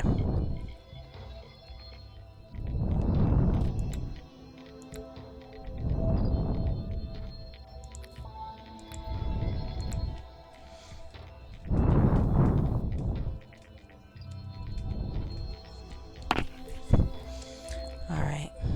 Well, let's see. Sleep spell. Got the key. Alright, so let's let Shizu out. I hope she doesn't stab me in the back. Alright. Hail and well met. The assassin looks unimpressed. A simple task, which you've achieved. You wish my company now to find a way out of the asylum? Yes. Very well, I'll show you. The way out is simple, if you know what you're looking for. Of course, if this is a trick, I will not be captured by you twice. Be warned. Fair enough. Dusting off her kimono, she falls in step next to you. I believe you will find me to be fair, even if I'm a hired killer. I believe the bond of word is sacred, unlike those such as Mortis. Now, proceed to the waste containment area. I believe it is downstairs and just south of here. The tunnel is deep within that area. I would suggest that you do not wear metal nor carry it in your hands. I discovered the hard way that the creatures there react badly to metal. Without it, we can pass through the containment area without difficulty. Lead on. I will speak more when we arrive.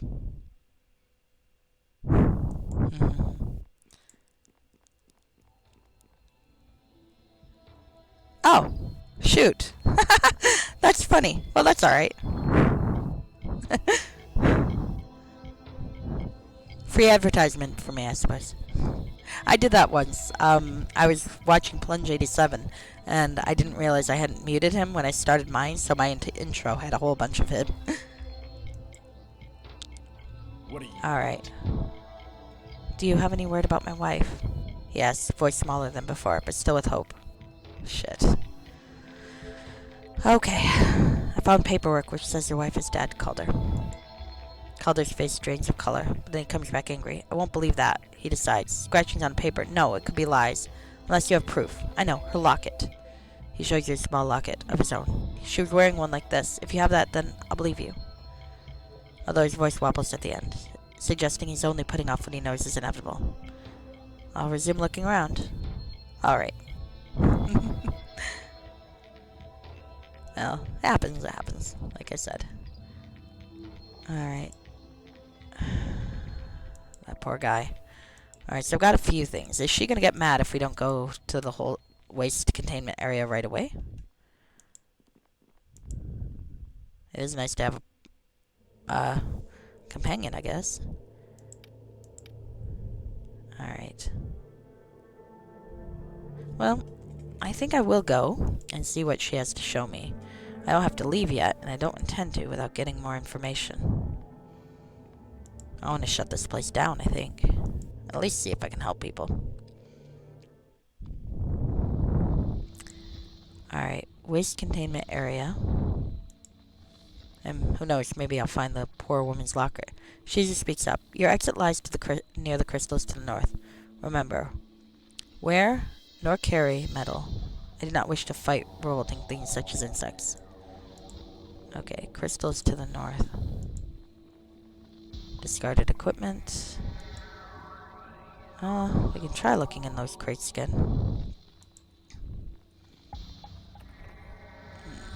No no locket here, unfortunately. Poor thing. Crystals to the north. Oh, I'm in the west, that's why. Dumbass. Can I tell how directions work? Honestly, sometimes I can't fucking tell. Alright. Out there. In the shadow between two of the blue crystals. Do you see it? She points to a black mark on the floor. A small tunnel, but you will likely fit through. That's your escape.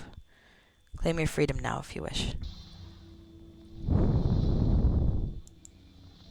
Okay. So let's see what happens if I do take it. Will the module end early?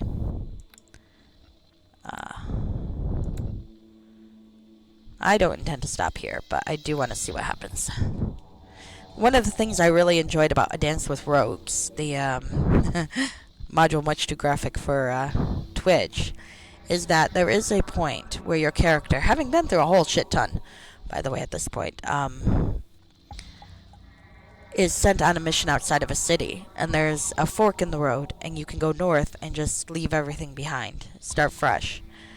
And if you take it, you get a non-standard game over, but a happy one, essentially.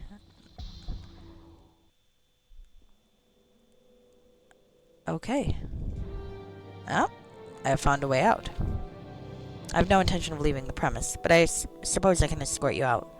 Then you may feel free to run with your tail between your legs while I resume my duty. Well, I have found a way out.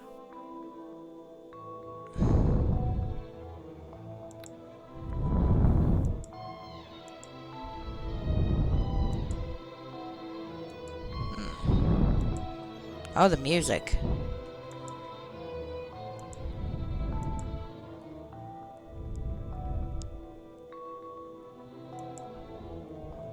Michael and Grace?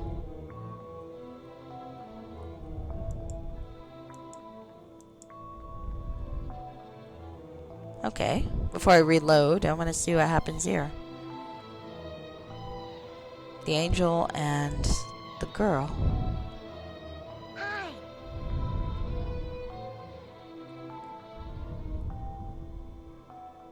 A familiar sight greets you, one of a young girl whose soul you saved. What feels like so long ago. Her expression brightens to match the inner light that radiates from her. You're awake, she exclaims. I was worried since it took so long to get here. Grace Alicia, is that really you? Grace smiles happily, nodding. Yes, it's me. It's good to see you again, Sebastian. I was so worried about you. I wish I could give you a hug, but, I can't talk for long. Grace looks around nervously. He spotted us, she said quietly. When I was poking around in that awful place trying to find you, trying to wake you up and tell you what's happened to you, he locked us out of the asylum, but only the building itself, which is how we can be here now. I'm lucky I managed to wake you up at all. The strain from trying to get past the protections around your mind was awful on both of us. Michael assumed it hadn't worked and wanted to leave, but I insisted we wait out here praying that you really woke up, and you did. Here you are. Aw. Tales of Ventura did something similar at the end of the first part. You're captured and killed, and you have a chance to walk into the light. Oh, that's really cool. You no doubt have many questions, Michael notes. Oh, hey, cool. He's got a face now. We will answer them in an efficient manner as possible. To make this exchange short, he may yet detect us if we linger. Speak briefly. Alright. What's happened to me? Grace's looked dark and slightly. It was awful. Mortis overpowered you. He's a strong one, allied with darkness. You didn't have a chance. He put you under his thrall and made you do things. Terrible things. How long have I been like this? 10 years. Jesus! Grace admits. I'm so sorry. If only I knew it was happening, I'd have begged Michael to let me help you sooner. But we don't have any real connection to the living world anymore. It was only when Michael mentioned it offhand that I even found out. I see. Well, you did help in the end, Grace. I thank you for that. It was the least I could do. For all you did to help me and my family. I just wanted to make things better, but it hasn't gone very well so far. And even now, I can't offer you much more than I already have. I'm sorry. I know what it's like to lose your life to someone else.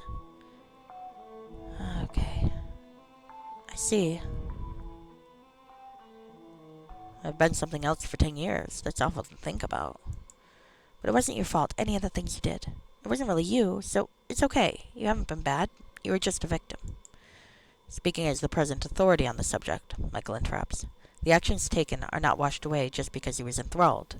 This is the logical end of seeking out Infernus Eternum in the first place, and thus the sins are very real. That was not a predictable end, you fuckhead.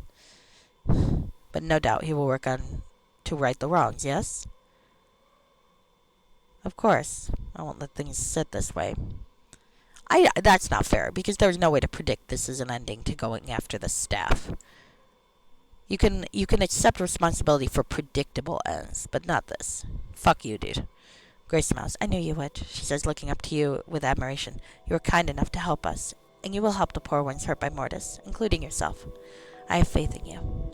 Now that you're awake, you can help put an end to all this. Just as you put an end to what Infernus was doing to us, you can help out here. You can stop Mortis and save those poor people he's been hurting. You have the strength. I know it. Alright. I agree. He must be stopped. Then we are all in agreement. Then we are all in agreement. I see Grace was wise to trust in you. Michael speaks. We shall arm you for this fight, with both knowledge and a weapon. Using both, you will achieve victory and salvation for all the souls within that torture chamber. First, the knowledge. Your foe, the good Dr. Mortis, cannot be defeated in direct combat. If you try, you will not survive. He will likely put you back to sleep. The issue is his regenerative power, a power we don't know enough about, save that it's a power of dark origin. Well, the things talked about a link, so I'm assuming somehow the link that he has with other people is what allows him to keep that regenerative power. I have a thing called a pain share that seems to let me take on pain for other people and heal them. Maybe it's the reverse of that. We have knowledge. Powerful protections have been placed around what seems to be his primary research area. My theory is that his weakness can be learned there. While we could not stay long enough ourselves to investigate before being locked out, working with you, we may yet learn more. We must render Mortis as vulnerable as you are. Okay. So you're going to give me access to the area, then? We can't, she explains.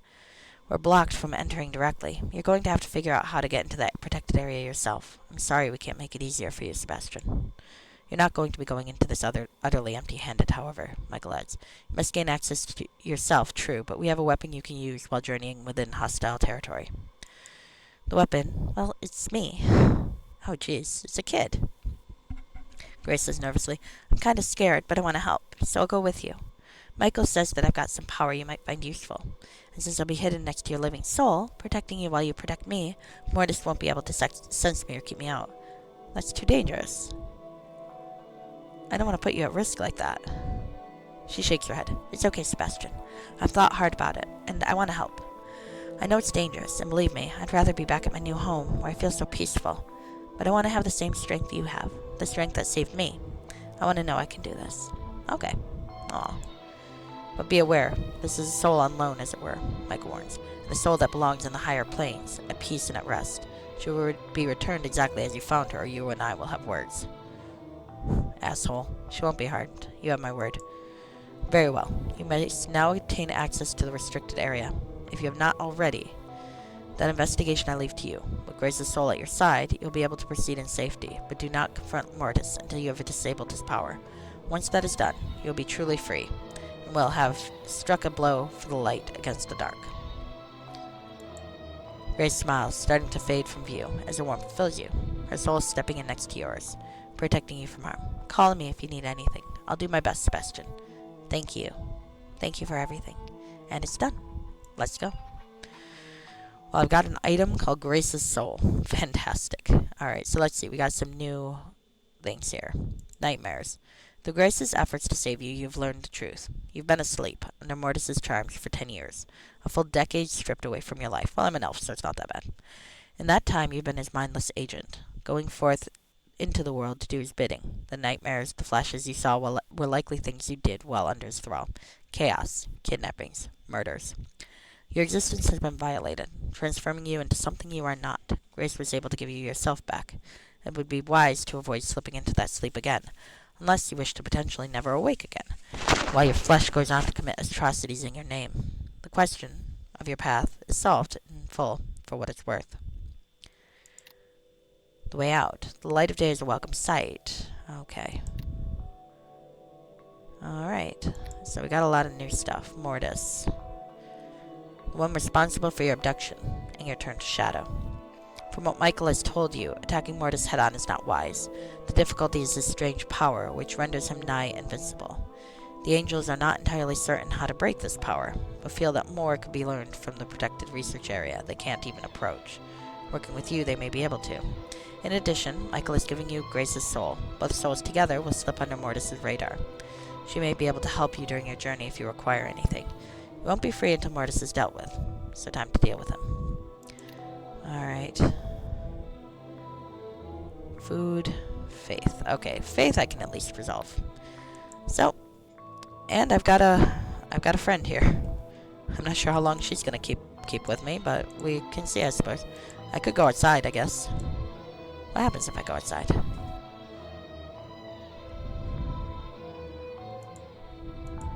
I do like the music. Is there anything out here worth noting? Not really.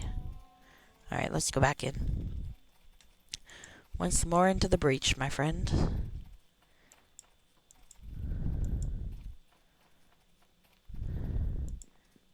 I feel like my family's probably worried. I'd like to think Sebastian's on good terms with him. You don't get to be his level of idol without that. Alright, let's go back in. Alright, well, I've got a thing to bring to Fury, and maybe that'll be helpful.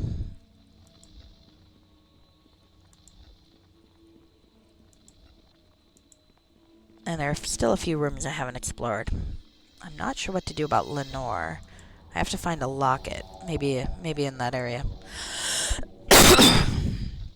And some bread. Heck if I know where to find some bread. I mean, in this place, I feel like the most likely place to find bread would be to find an anorexic prisoner and watch them torture her with it. Or him, to be fair. Alright, so there's the holding cells. I've been there. I'm assuming this middle area that's got the lightning is the research area.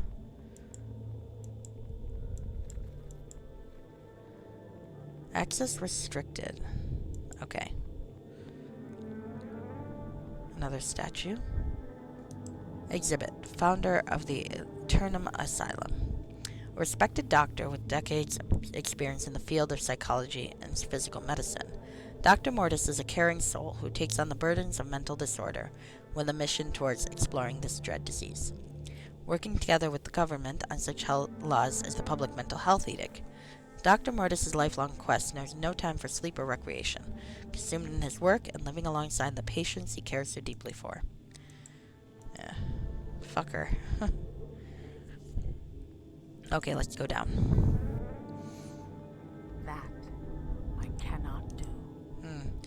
Me either. I wonder, maybe this is the work area they're talking about. Maybe it's not the middle after all. Well, let's... I can get the termites from Rag while we're here, too. Can I look in his chambers? This seems like it's risky, but... Let's see. The boss's room. I'm an adventurer, after all. The Arboretum. Let's be very cautious. Coda Stone 1. Okay.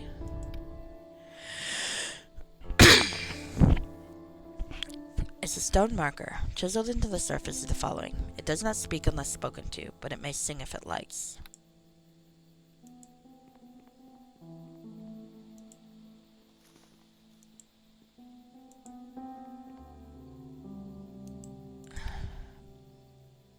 Coda Law 2. It is beautiful and precious and must maintain its beauty at all times. Oh, Jesus. That looks like a person. This quiet elf stares meekly at anything other than you, silent as her gaze files upon her. Oh, fantastic. She's got a fucking... It will obediently follow any instruction as long as it is only an object and not a person. Oh, this is fucking... Ew. It continues to exist only because it is a lovely decoration and a talented pet. Jesus Christ.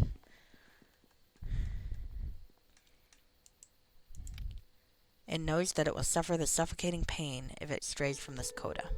It can be disposed of if it becomes flawed. It will be rewarded generously if it takes the coda to heart. It will be thus well kept and happy in all its days. Fucking hell.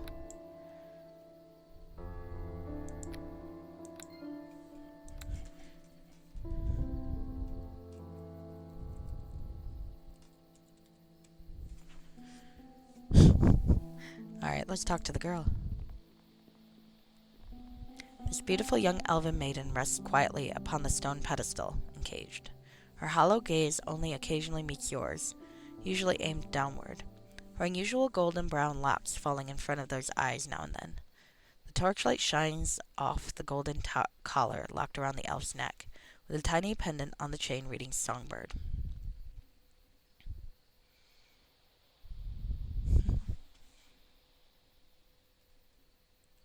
Hello, new follower. It's nice to meet you. We have anonymous followers, so I won't call you out. Alright. She stares at the floor as you approach, lost in her own thoughts, sad ones, given her expression. But that changes with a start when she notices you, as she takes a step backwards, instinctively drawing away from a thing she fears. Arms closing about herself protectively. Easy, I'm not gonna hurt you. She freezes in place. Is it a trick? She can't tell. So she nods in greeting, trying to be cordial, trying to be pleasant and inoffensive. Agent Sebastian. It greets you as you go about... Oh, it greets you as you... It greets you as you go about your business, which does not involve it. Her lips move silently after that. Please no, please no. You know me then. We've met before. Oh god, I probably captured her. One who's apparently named Songbird lost once. Of course, it has met you. She's a bit confused by your statement, trying not to be curious by force of habit. Did you need something? She settles down enough to talk normally, though her nerves remain on edge. Who are you? She gestures faintly with one hand, pointing to the worn stone signs. Her voice speaks quietly, inflected musically, like a small chime faintly ringing along with the words. Its name is Songbird. The coda is what it is. Despite the bright musical undertone, there's a sadness in her eyes, beyond the mirrored surface. How long have you been a prisoner? Her fear suppresses quickly, her expression turning numb without a hint of joy or sorrow. Her musical voice, despite being pleasant sounding, has no real emotion. It is not a prisoner, not like the others. It simply is what it has always been and always will be. Songbird of the coda, from birth or death. You have to have a real name, and a home you were taken from. She keeps her eyes glued to the floor. Its name is Songbird, she repeats as a mantra, clearly one trained into her from a very early age. There is no point in thinking about anything else. All it is all that it will ever be. But she does tremble slightly, unable to look at you. Do you want to get out of there? Songbird gives a tiny flash of extra fear across her features before smoothing it out and trying to suggest something else. Do you wish it to sing? It can be heard even from inside its protective cage. There's no need to open it. Ew. I'd like to free you. The tiny fear is replaced by a tiny confusion. Ew. But she catches herself not singing, quickly switches to song, shaking her head. Freedom doesn't apply to it. It is already free, within its cage in the coda. Moving it from one place to another won't change that. How do I open the cage? Songbird offers no response, but does glance to a smaller replica bird cage outside. It seems to serve no purpose, but does have a permanent lock, with no key present. Likely the mechanism connects to a larger cage. Alright. So there's the bird cage.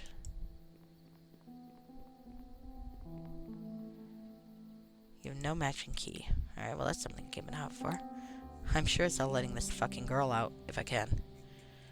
Now, if she wants to stay herself, well, I mean, it sounds like she's been fucking brainwashed from birth, so... But, I mean, obviously, can't force her. Sure as hell not leaving her here, though, without giving her the fucking illusion of a choice, at least. Oh.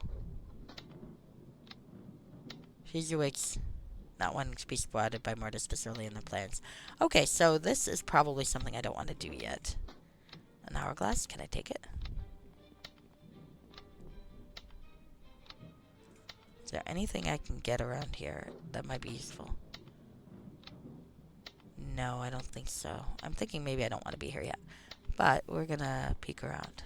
Finds orc storage chest.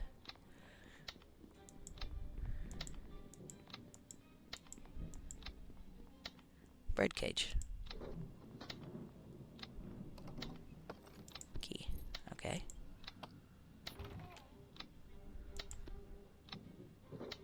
These might be useful. Acid dart. Nice. Alright. I'm gonna hard save this, but we're gonna be very cautious because I don't really want to kill him yet. I'm not ready to kill him, from what it sounds like. Oh, no. I don't want to... I want to save.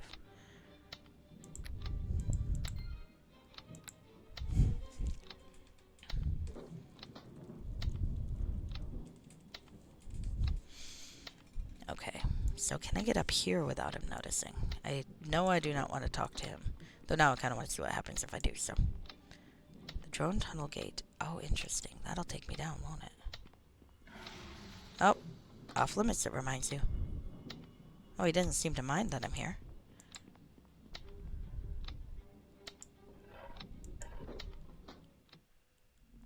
Alright, that's up here. Okay. Another way in. That's good to know. So what happens if I do talk to him?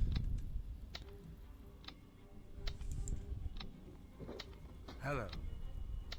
The man in green, the one who you met as a passing stranger long ago, Mortis, stands here, leafing through a book about psychology, paying no attention to you, which may be for the best. Take caution in what you say, lest you realize you may be working against it.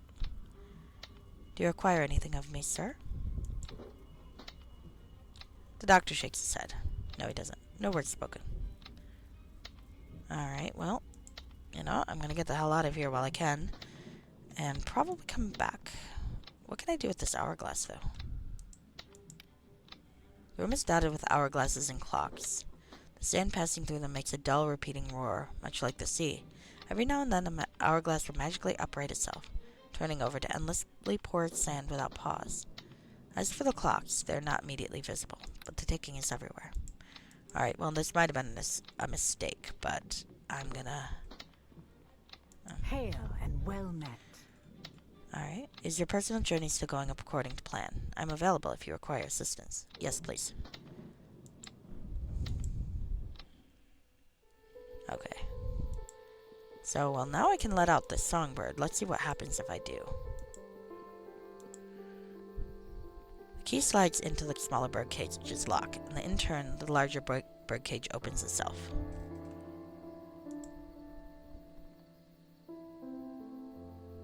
Although the cage is open, Songbird remains inside, slightly nervous at the sight of the open door. Would you like to come with me? She seems reluctant to join you. A third person isn't going to work for her, clearly. Okay, so, you know what? Let's, I'm gonna leave Shizu here for now.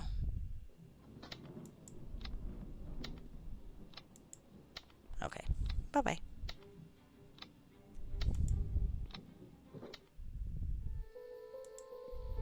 See if I can bring the songbird out.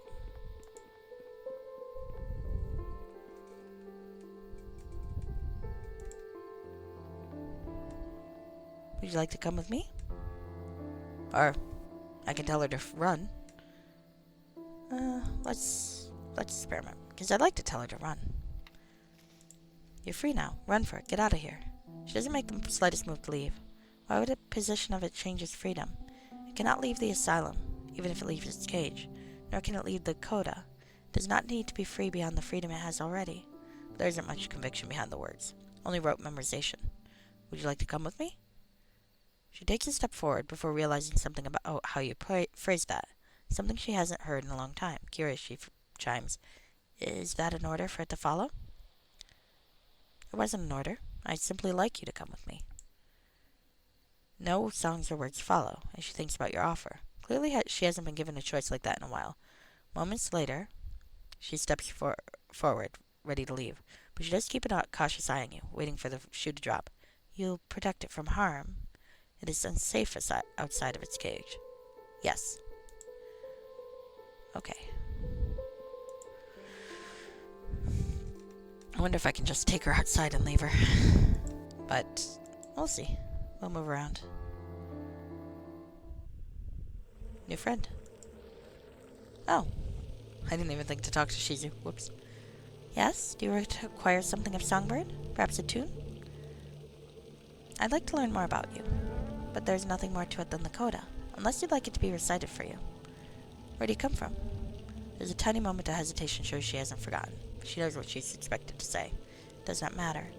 All it is and was and ever will be is here. That's all that matters. She can't look at you when she says this. All in the past is gone. You know that. You know me then. Have we interacted before? She has no reply. What is Mortis do with you? He is a very kind owner, she decides to say. He only punishes his songbird when it is bad. It has not been bad in a long time, so it is kept well and is happy. He takes it out for exercise, archery practice, musical talent training, now and again. But there's nothing else he needs from it. Do you train your voice? It does not deserve to have its voice called a gift, she notes, but it has always been talented, from a very young age. Mortis recognized that in it and encourages it to practice and train often to develop that natural talent. You can't honestly enjoy this. It is very happy and well kept. If it is bad, it is punished, she recites, combining two laws of her coda. After a pause, she adds, complaining or feeling sad would be worthy of punishment, and it is good, so it will not complain, regardless of how it feels. She has to rush that last part out. Still not certain she can trust you. Okay, well, that's enough for now. Let's discuss our tactics. Alright, you know what I'm gonna do? I don't feel comfortable dragging this poor girl around, so I wonder if I can get away with doing this.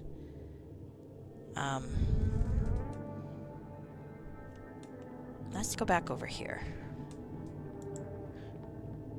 Can I take her outside? Or will she get in trouble if she's left outside? If they spot her outside. But maybe Michael can take her? Because that would make me happy, because I don't really want to drag her around and get her in trouble. Actually, let's save real quick.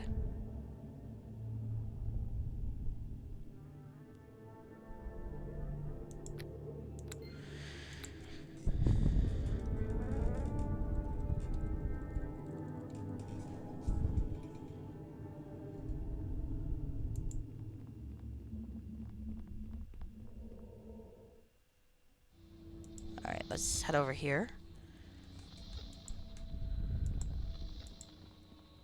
I want to give her to Michael. Michael should be able to protect her, as much of a dick as he is. Okay, Songbird shudders at the overwhelming smell at the waste containment area, walking carefully as she follows.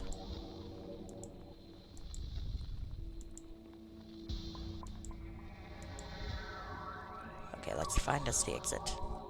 There it is.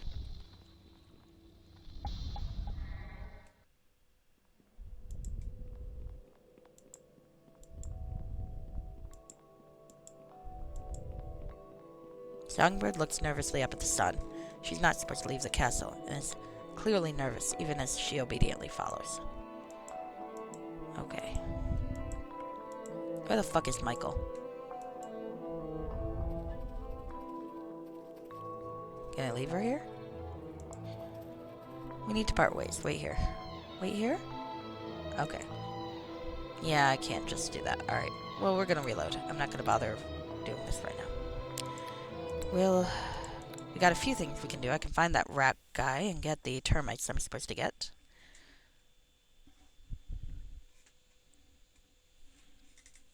What time is it? Okay, we're good. We're good time-wise.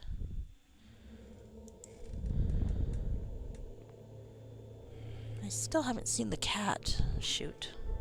Well, I'll get her after stream.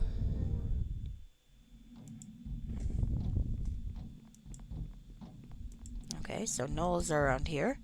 There is Rag. Let's talk to Rag. Looky who's gracing us with his presence. The Knoll carrying a long metal staff announces to his fellows, if it's Agent Sebastian. Not seeing you down here too often. Can see you up there, not here. Welcome, welcome. Good, good, good. What brings you here? I'm here for a pit termite. Pit termite? Yeah, I got a spare. One sec. Rag rummages through his raggy clothing and his fur, producing a small bottle. Open that up somewhere. It'll take care of any scrap you need taken care of. But don't open it nowhere you don't want food devoured, yeah? What's in the boxes? Gear, mate, equipment, stuff, loot, booty. Strip it off the doctor's patients when you bring 'em here. Most of it goes to waste containment, but I see a choice bit I hang on to it, you know? You want anything? I'll give you a good price. Why are you so happy to see me? Got a need reason? Want to talk, you know? Rag gets bored, too. Work around here's dull. Escort the loonies, beat 'em up sometimes, hoard stuff, carry stuff, blah blah blah. And pay's awful. Plus we're all slaves, which is likewise awful. So you don't like your master much. Doctor don't got a lot of respect for us. Don't treat us mean, but don't treat us right, you know? Keeps us here. Says we try to quit the job, we die. I say I knew that going into this mess, I'd have kept my tribe out of it. We don't mind dirty work, but we don't want to be treated like dirt. Would you be interested in helping me? Oh, this is a bad idea, I think, but... Rebel? Like work against him? Invoke his wrath? Stand a good chance of getting publicly tortured as an example to all others who betray him? Yeah, why not? Got nothing better to do. I love this guy. Plus, if it goes wrong, I just blame it all on you. And if it don't go wrong, I can go free, yeah? You help us out of here. Be nice to get out of here. Get back to some good, honest thug work for hire. No slave labor. Well, you have my word. He grins big, though it's hard to tell on a knoll, since they're always grinning. Sold. Done. I mean, done deal. Well, well. Comrade Sebastian, let's get to business. What do you need? Gotta get out of the asylum, right? Everyone wants out. Ragnar's away, namely. Don't know exactly, but I do know that foreign hume. The one you snagged? She's in the holding cells. She found a way out. In without using the door. Means, if there's a way in and out, she'd know. Go talk to her. Good luck. Understood. Alright. If he's got other stuff, he might have the poor lady's necklace too, won't he? Let's talk to him again. Okay, I'd like to buy some equipment. Null shield. Whoa. That's a fucking nice bow. Look at that. Only usable by elf. Some potions. Nice. Not seeing a gold locket. Null shortcut map. Let's buy that. And let's buy another bag. Okay. Alright. What's the null shortcut map to say now?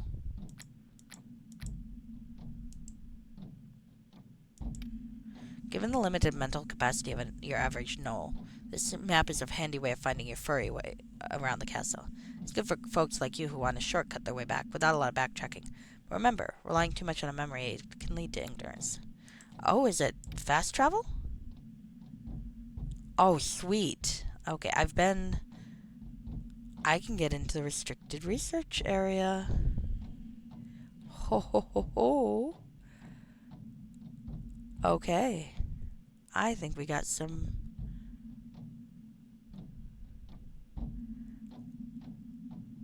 Okay. Fuck. I think we found our way in. Let's go to the agent's quarters. Alright. So, there are things I gotta do. Not them.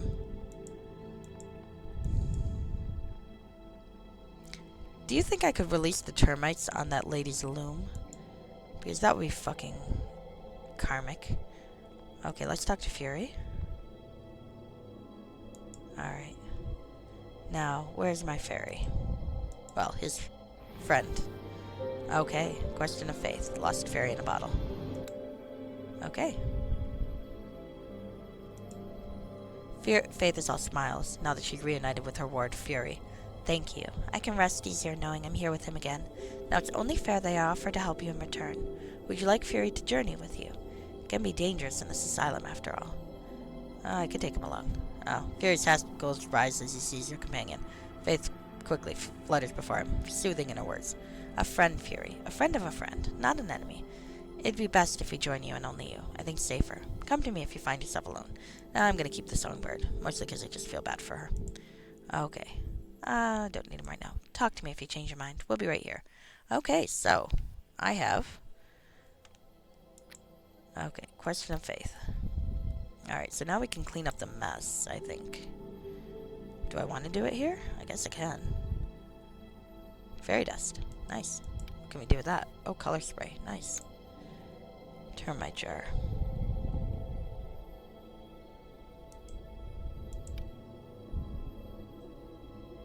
Unlimited uses per day.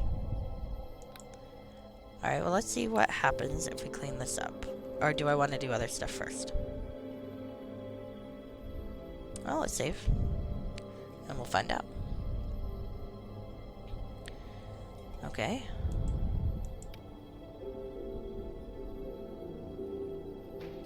Oh, that's spectacular.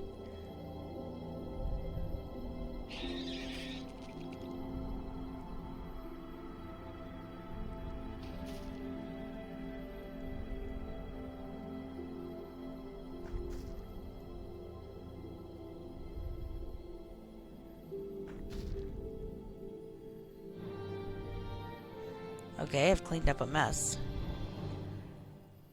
Okay. I'll clean. Fair enough. I still need to find bread. That's something to find. Let's talk to Fury. Okay.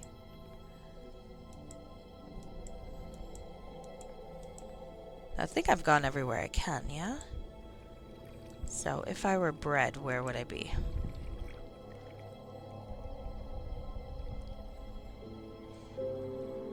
Let's see if I can be a dick.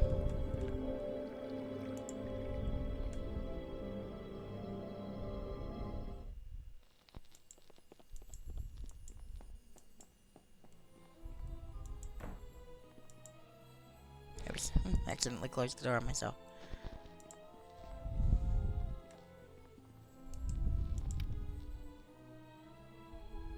Ah. Oh.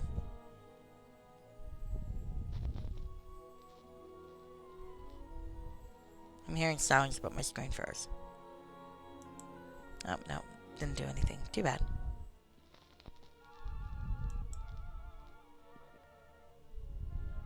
I was hoping it would eat her loom.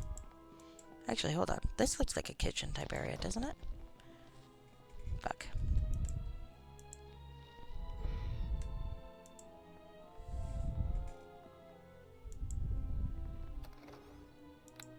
No. Where on earth can I find a loaf of bread, I wonder?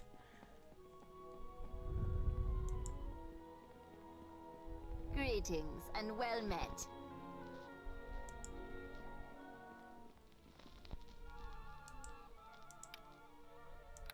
Okay. Well, one place I know I haven't gone is the restricted research area, so maybe we should go there.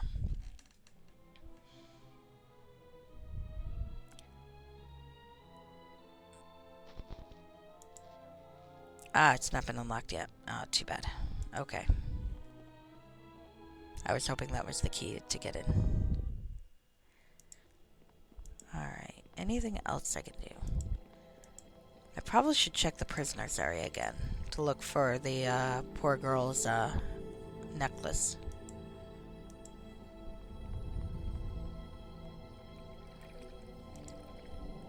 But also I need to find out a way into that research area. So I haven't done anything with this middle area. So let's see if this will let me in. Okay. Some inmates. Sane adventurer. Inmates peaceful monk. Oh dear. Okay, well let's talk. The hollow look in this inmate's eyes, with feet shuffling about aimlessly, suggests a mind too broken to converse with. Peaceful monk. A serene man kneels here, eyes closed in meditation. He stands briefly as you approach, then quickly returns to his knees. May you find inner harmony on this day. Who are you? I don't know, he says without concern. My identity doesn't matter. The burden of self has been removed from my shoulders. All of my worldly concerns are no more. There's only peace and harmony. Where am I? How did I get here? They fade like mist in this wonderful light. What is this place? I feel stone underneath my feet, but it does not matter, he notes. The great questions of where and how and why are meaningless. The glorious one, the doctor and healer, has removed these concerns from me. I have reached nirvana, a state of no desire, no wanting, only simple contentment. You don't care who you are or what happened to you. To know such things is to know pain, yes? I have no need of pain. So I have no need of my name, or my place in this world. I have dreamt of a hook going deep into my nose. Oh great, you got fucking lobotomized. But such dreams are meaningless fragments. I have found my freedom. I give thanks to the man in green for his wonderful gift. But you're not free, you're trapped here. Am I? Are you? A physical building is not a personal reality. My reality is a blank void, in which an echo lasts forever. Yours is simple, blissful servitude. What more could we possibly need?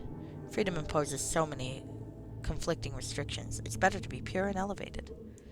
Okay. Wonder what I do with the soul. I should talk to Grace at some point. Sane adventurer. I'm not crazy, the man says up front, the moment he sees you approach. I'm not. I don't deserve to be her. Who are you? Tobias Smith, he replies. I'm an adventurer. I was an adventurer. You know, wander around, take up jobs, find loot, slay monsters. Adventurer, yeah. I'm not insane. There's no reason I should be here. What is this place? I figured it out, see? He explains.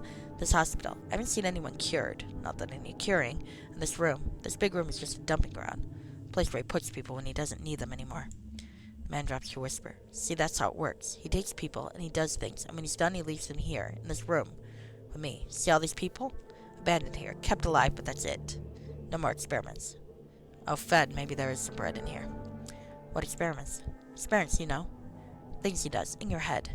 The man says, tapping a finger against his skull. He's supposed to be healing, but I don't think he is. I can't remember all of what he did, just that one day he said I wasn't useful to him anymore. Now I'm trapped here. But I'm not crazy. I'm not. I'm okay. I've been doing very well since that other time. Well, other than the one time. Other than one time? His left eyelid twitches. I ate someone. He explains quickly. Just a little. She was listening to me too much, and I knew she was up to something. Look, I'm not crazy. I had valid reasons. Don't look at me like that. Don't you dare look at me like that. You'll be the same one day. What do you mean I'll be the same? He lets out a bitter laugh. Because you're a victim. We all are. He's the only one around here who isn't a victim, because he victimizes us. Even if we die, they'll always be victims. He imports new ones. You bring them in, don't you? I've seen you. It's all the same. It doesn't matter. That's why there are capitalized things here. Every so often, people say these capitalized words. I wonder, is that emphasis or a clue? I'm a victim. That means I'm not responsible for my own actions. Any mistakes I make is because he got into my head. I normally wouldn't eat anyone. You wouldn't normally kill people, right? So I'm okay. You're okay. It's not our fault. You ate someone? I know what you're thinking. What a lunatic. A cannibal lunatic. I don't make a habit of it, you know. It was just that one time. She wouldn't shut up. I wanted her out of my head. I'm not a bad man. I'm very moral. It wasn't my fault. Just leave me alone. I'm sane. Okay.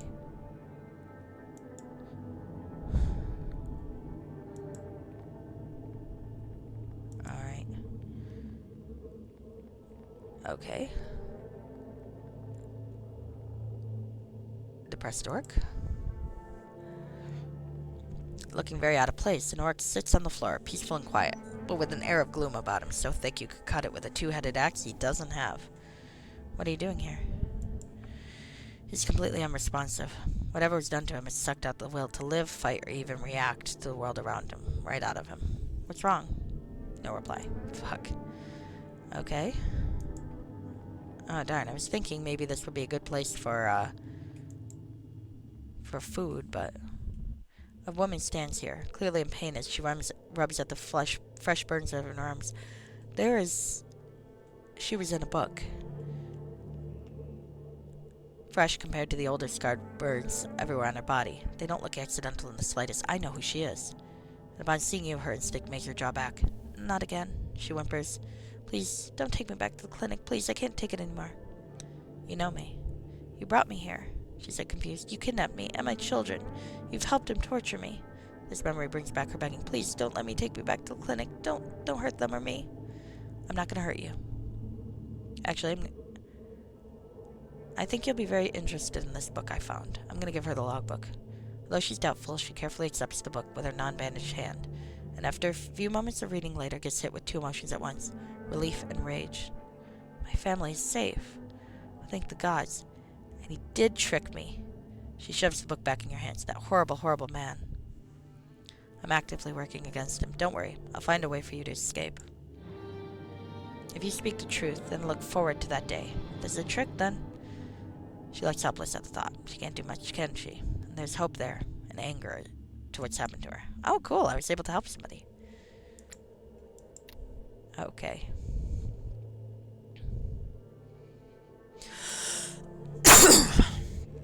So maybe I'll be able to help some of these other people. I'm still not sure, though. Where can I find bread? That's one of the things. I've got bread and a locket I need to find, but I don't know where I'd be able to find them. A smiling woman. Well, hello there. A young woman in her 20s absently wanders about, cradling a non-existent baby, oh dear, miming the motions of it rocking gently as it sleeps, whispering soft lullabies to it. She smiles at you and nods hello as you approach. Who are you? Me? I'm Mary Ansling, she says. I'm the daughter of Councilman Ansling. He's my father. He cares very much to me. This is my dear daughter. Say hello to the nice man. Can you say hello? Oh, forgive her. She's still young. What is this place? This is a very special hospital for people to get better. Daddy told me so himself when he sent me here. I'm recovering, you see. I got very sick when I gave birth to my daughter. Father wasn't very happy about what I did, so he sent me here so I could get well and not bother anyone. How's your child?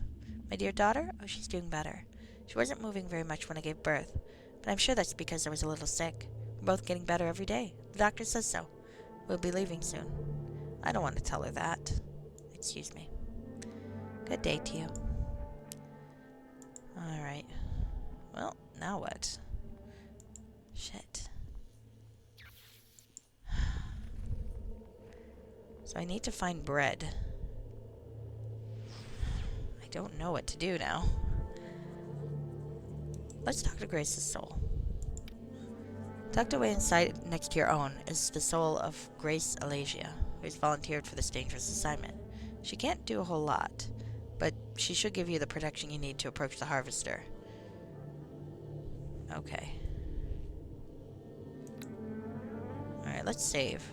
I haven't seen a harvester yet.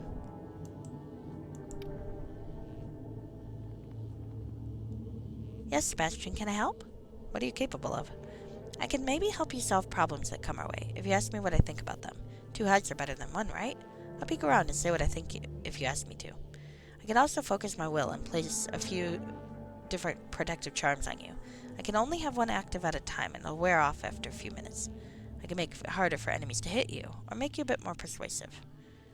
Okay, and I can make an illusion of me that follows you around and distracts enemies. I couldn't focus on that long, though. Maybe 2 minutes if the image is not disrupted much, and any magical creatures you summon would go away. Otherwise, I couldn't stay stable. But that's fair. That's about it. Okay. Should I ask her what she thinks about what's going on? It's kind of a hint system, though. I don't know if I'm ready to take a hint. I know I've gone to all of these except that room. Let's go to the treatment clinic again. I was thinking of going there. So bread. Bread and a locket. I feel like the kid might know where I can find a locket. So if I can find bread... Also, the Knowles, they said a lot of the stuff would go to the Knowles place, so maybe that's where I need to be. Man and wife. Oh, dear. I did things out of order, I guess. No, I know that. Okay. You may need more proof besides the document. Okay, well, oh, that's interesting that I did that. Okay. Well, that would imply that I can find the thing. Full plate, torture equipment. Is there something I didn't click? If you want to give me a slight hint, I wouldn't be opposed. Oh, never mind. I think I found what I need. Okay. Damn. So then the question is still, where do I find bread?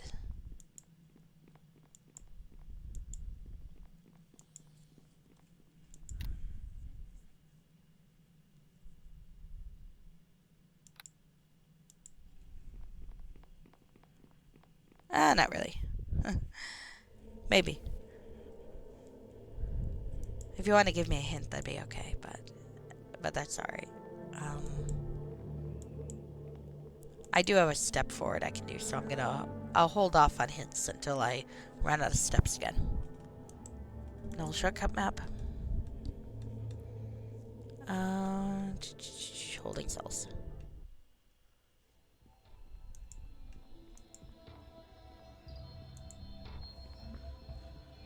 Alright, let's talk to Calder.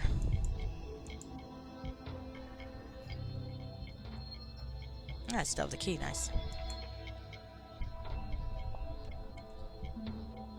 What do you want? Do you have any word about my wife? He asked, voice smaller than before, but still with hope. I found her locket.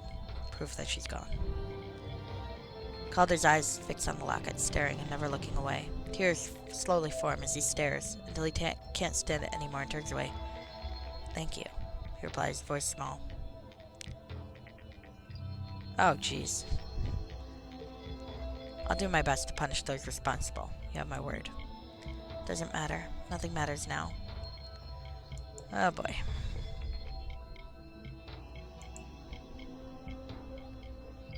Maybe it was better to leave him in, with hope. Alright, no one else in here. Shoot.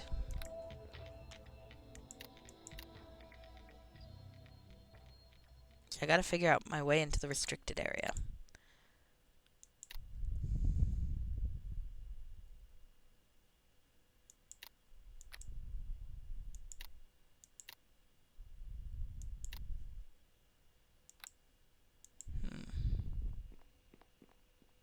More wood that the pit termite can munch on. Okay, that's a good one. So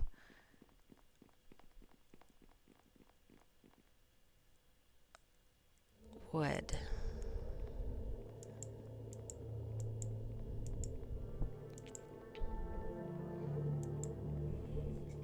Wood. Let's peek around and see different places.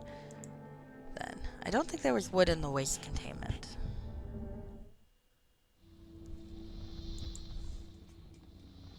Or is there? It does seem like there's a little bit of wood here.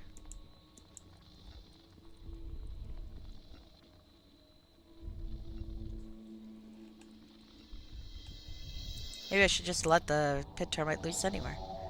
Nope, wouldn't be wise. Wait till you have need for it.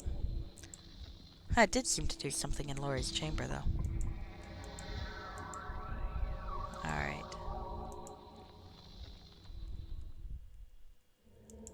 Not here. Knoll area, maybe?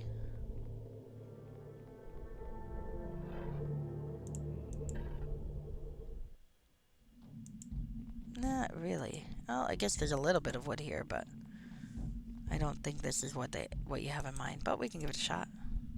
Nope. Alright, let's get the fast travel map.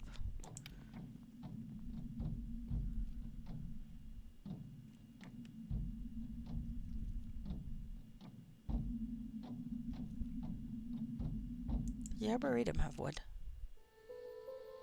Nah, not really. Some trees. Nah.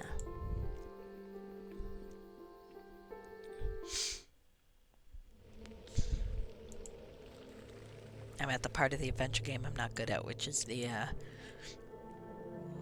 I've got a lot of stuff, but what do I do? Part. That's a stone door, isn't it? So that's not gonna do. Nope.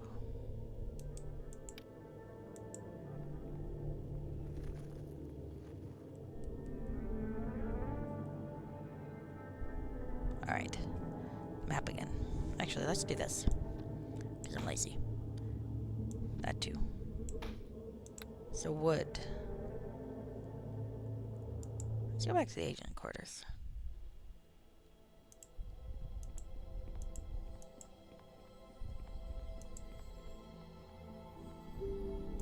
No wood in his quarters. Wood here? Nah. in my quarters.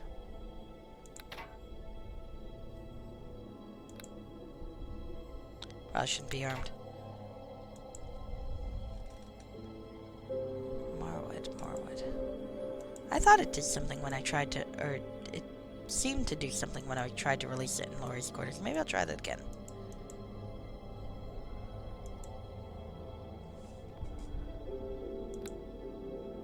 Nope.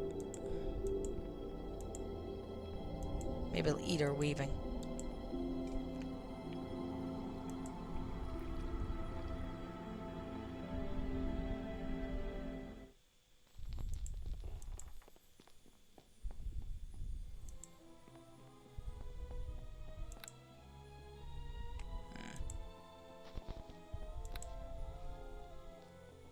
Nope.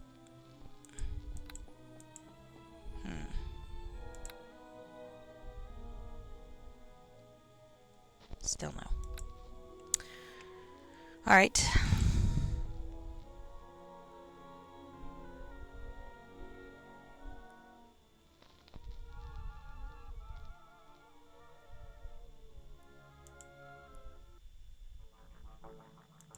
There is wood in here. Quite a lot of it, yeah? No.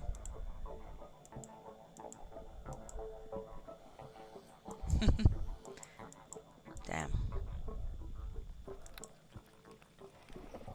Nope.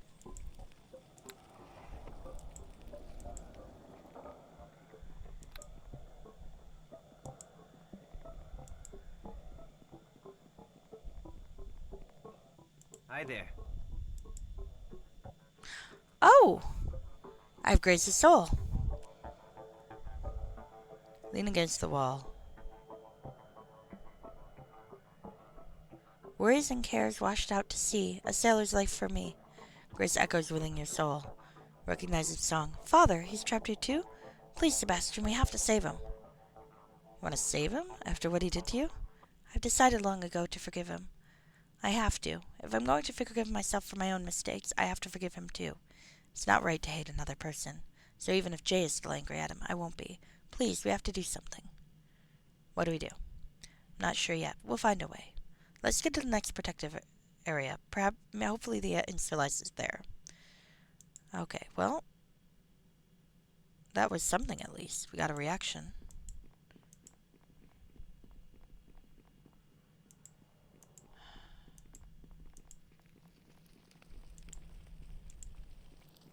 Talk to Lenore again.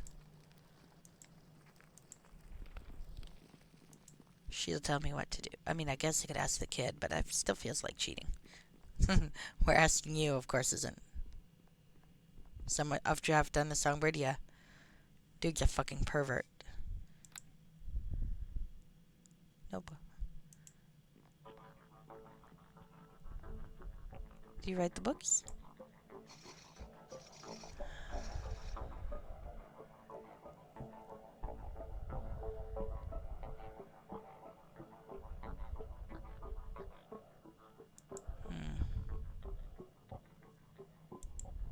Okay.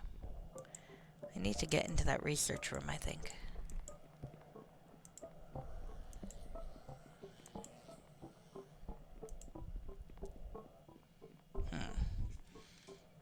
So I'm missing something obvious. I'm always missing something obvious when it comes to this sort of game. I hate missing something obvious. Wait.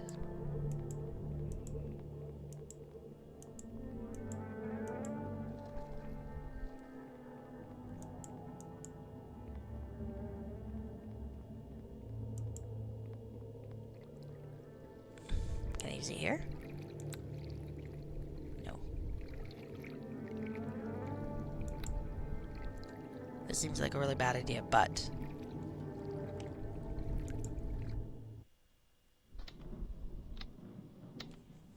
Can I use it in here?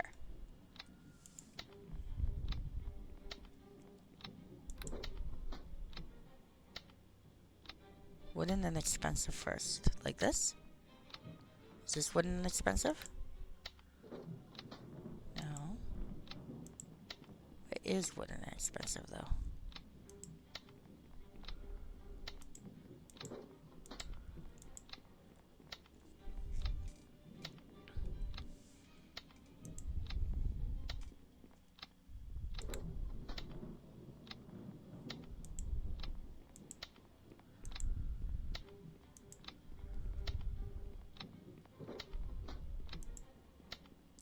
Like the chest? That he won't let me near?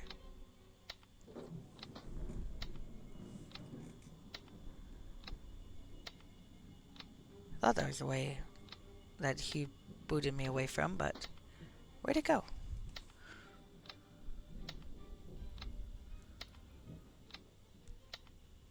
Okay, it's clearly something in here. So, what am I thinking of?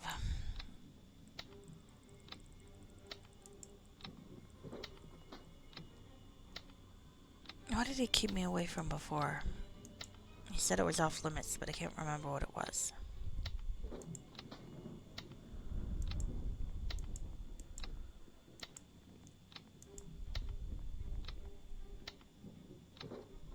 But it's not the hourglass.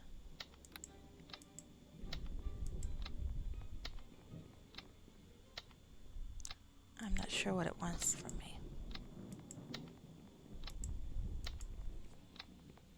Did I already do it?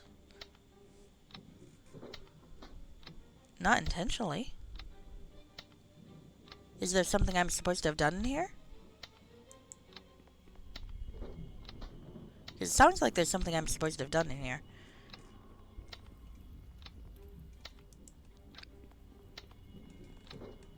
I know I thought to try it on Lori's loom, but nothing happened. I'd walked close to a chest earlier, though, and he boosted me away. Is there something I'm supposed to find? Actually, this one I think I would accept a clue.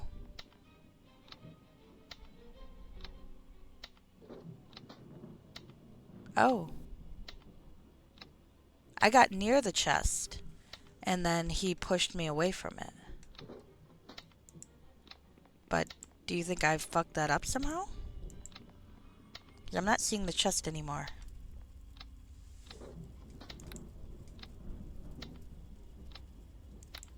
Oh, I wonder if I botched it.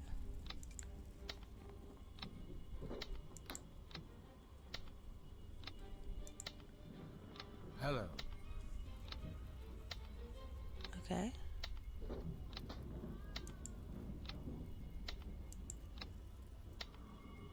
Oh dear. Okay.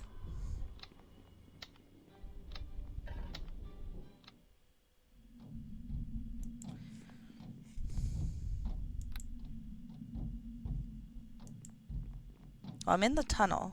Is there something I should be looking for in here? Oh, there is. Okay.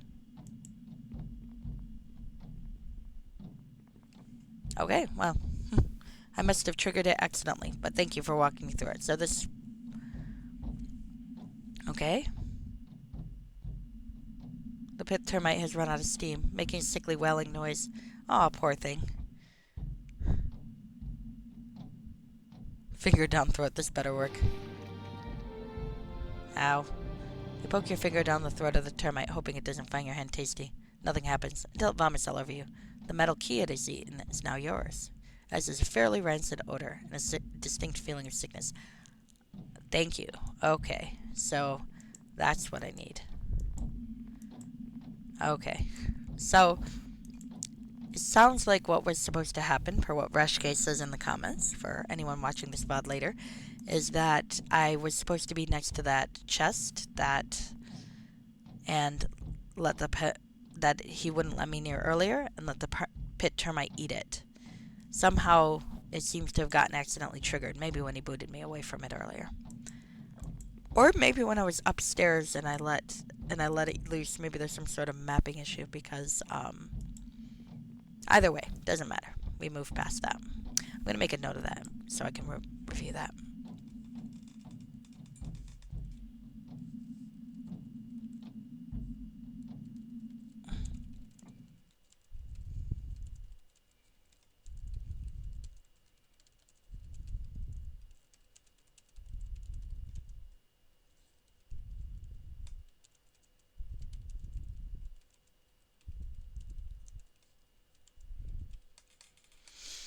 It might just be an enhanced edition thing, or it might be Just that I managed to trigger it without intending to. So, but thank you. I appreciate that. Alright, so we want to go back up there and get into his research area, which I suspect, as you said, we now have a key for. I hope he's got bread in his research area, because I do feel sorry for that kid. But I don't really know what to do about the bread. This poor songbird, I'm dragging her into crime.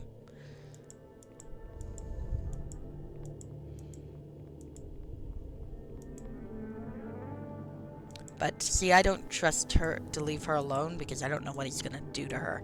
So I'd rather drag her around than any of the other henchmen at the moment. Now, if I have to fight Murtis, that might be a different issue. Okay. I'm not sure she'll be very useful against him, but oh, here we go.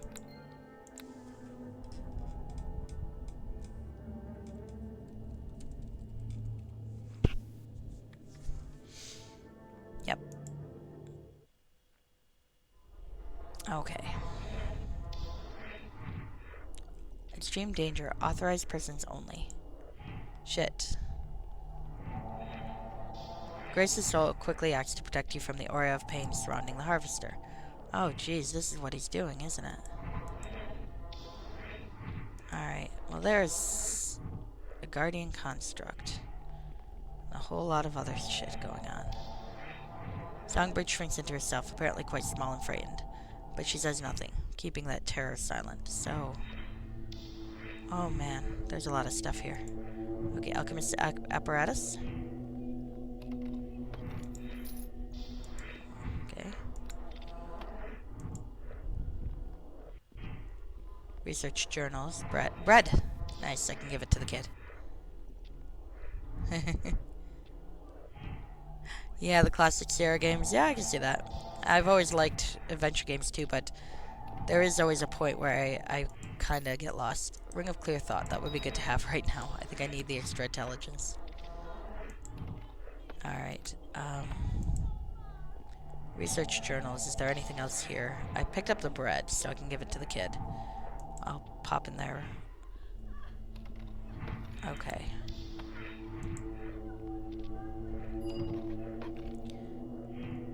Oh my. Okay. Or Practical Morality. It's another copy of the book. I'll take it again. Personal journal. She's been haunting my dreams lately. It makes no sense to me. Our encounter lasted a scant few minutes, but her features are forever burned into my eyes. Those eyes so sorrowful, despite her gentle and reassuring smile. Hi, Fixer. Hello, Chadleywick. Yes. The way she squeezed my hand and told me it would be okay now. She had no reason whatsoever to help me. In fact, she knew what I would do with the knowledge she passed on to me. No, she still would have healed me. She was a soul incapable of hatred, bearing the weight of the world's woe without complaint. Such sadness and joy, a strange combination. The subject I have chosen to call Songbird reminds me greatly of her. Perhaps there's a family lineage involved. Songbird's magical gifts do feel familiar. I should investigate further. Perhaps if I traced her origins back through the temple I took her from, I could find the nameless woman once more. But if I did see her again, and she discovered what I had become, she would do worse than hate me. What I have become would bring silent tears of sorrow to her eyes, and no matter how much I grind the souls of my subjects and soak them in pain and torment, I can't bring myself to make that angel cry. Mornings such as these, I truly hate myself. I must try to control these dreams, lest they sway me from my path. Alright. Research harrowing theory. Pain and decay, old age, the agonizing slow crumble of flesh. These things are avoidable. The key is not to constantly heal dying flesh, but rather the opposite. Just as the body fights off disease and emerges immune afterwards, just as you can develop resistance to poison by ingesting it until your body becomes tolerant, so you can accelerate your healing defenses by getting used to pain, that is the knowledge she granted me, not knowing what I would achieve with it. The harrowing process, embodied in the machine I call the harvester, grants me immortal flesh by constantly feeding pain into my body and mind. I have slowly turned up the output over the years, until now I am numb to any and all pain. The receptors are overloaded. My body heals itself quickly, having adapted to constant trauma, to the point where simple wounds are nothing. I will never feel pain again as long as I maintain this flow. It will require years of careful planning and dedication to my work, but if all goes well, I will have those years. More years than I could ever need to fully explore the fragile crystal lattices of the psyche. What makes them build, what makes them shatter. Well, fun. I'm not a pack mule. Remove this burden. Shut up. Alright, fine. Let me find a bag. I got another bag, I'm sure. Look at all my books.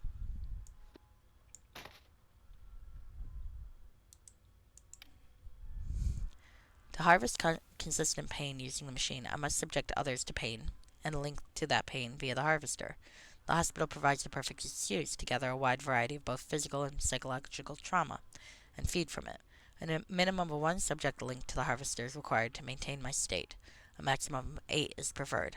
Victims should be rotated regularly to prevent homogeneity and stagnation. The machine itself is highly resistant to physical and magical damage. It would have to be, with the constant barrage of pains funneled through it. No, the only weak point would be the links themselves. If they are disrupted too far in either direction, rendering the subject useless for my purposes, a replacement victim would be required, as relinking would be impossible. Disruption of a link can occur in 2 different ways, 2 different imbalances of the same scale. I must take care to maintain balance. If the subject is healed, sense of self realigned to cope with their trauma, then the pain is meaningless. The link will not sustain, as it resists the sorrow and agony. Fortunately, I have little plans to heal my patients. If the subject is destroyed, their sense of self annihilated mentally, then the pain is meaningless. Not death of the body. The harvester links to the soul as well, if less efficiently, so even ghosts can be tormented. Complete mental collapse is a very real threat, as the psyche is fragile. Many potential victims have not endured past this initial testing, for instance. If the balance is maintained, then the link is solid, and the pain flows freely. To avoid the slow, horrible death of eventual organic decay, I must ensure that my harvester never goes hungry. Oh, fantastic. And finally, psyche probing. Maintaining the psychological balance of one of my subjects is a delicate process. During the early stages of the project, simple analytical techniques were enough. Now I find I must take a direct but careful control of their trauma. The psyche probe enables me to sync with the mental state of the subject, alive or dead, preferably alive. Inside their minds, I can fine-tune their suffering with great care and attention to detail. I have established a hidden observation post in every linked subject. Here, I can safely store my notes and do my work on reaping their tears. Use of the probe is simple. Direct physical contact is not required. Simply aim and activate. Once synced to their mind, you and any companions you bring, not that I plan to bring Lori with me, she's not responsible enough, can walk freely around the psychological map of their mind. The mind can be very hostile to outside forces. Death can result in anything from a headache to a coma, so caution is advised. Caution is also advised if the true self of the subject is encountered. Damage to this true self, or accidental aid in their healing, could cause the link to falter. Balance must be maintained, but it's only practical to help or hurt to ensure balance, much as Professor Fairlight noted. Okay. I'm not a pack mule. Remove this burden. Shut up. So, there is something I can probably do then. That thing can probably help heal. Okay. But there's got to be something I can get, huh? Whispering Guilt, Whispering Diversion. Guardian Construct. Well, this looks like a place. Let me summon my familiar.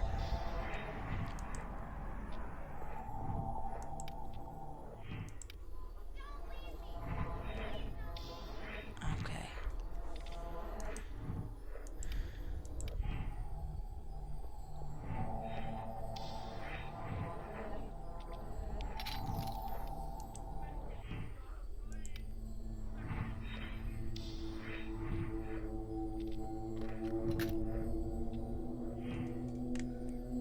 Alright, let's unpossess and unsummon.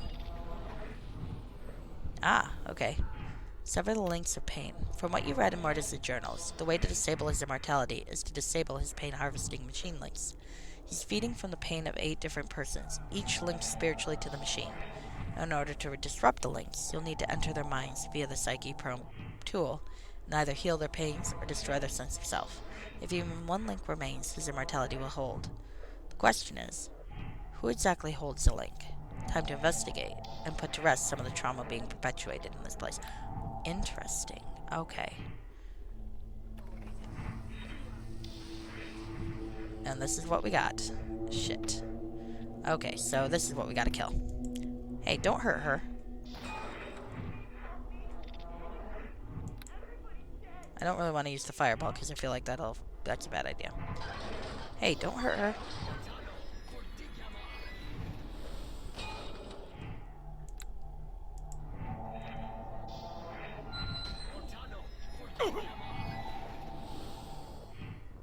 Okay.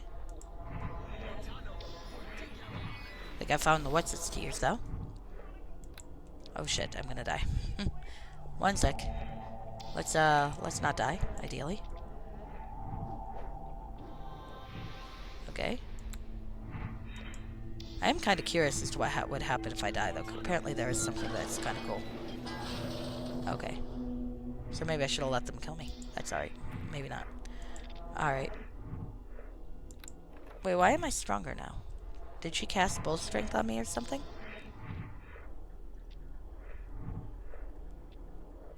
She must have. Okay. There it is. The Psyche Probe.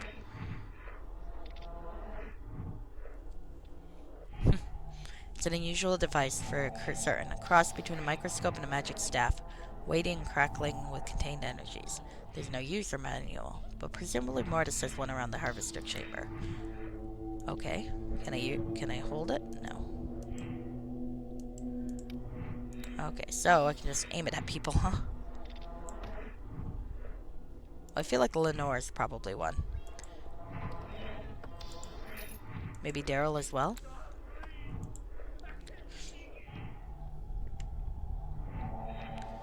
So what do we have here? Oh, these are clues.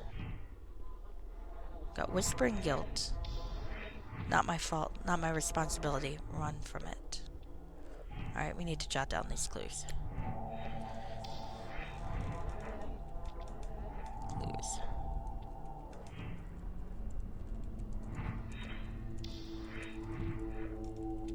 That's probably Daryl. That's my guess. Whispering division. Extremes divided, dark and light, my opposite nature.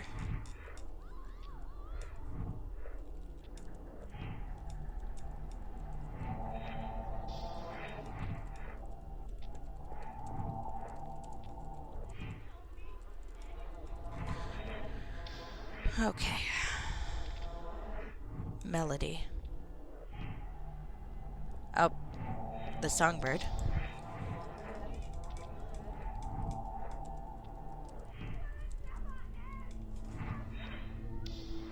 Can I do it on my own companion?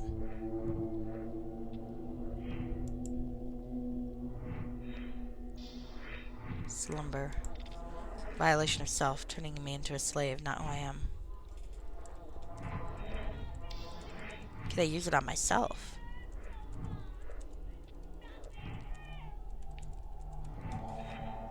Okay.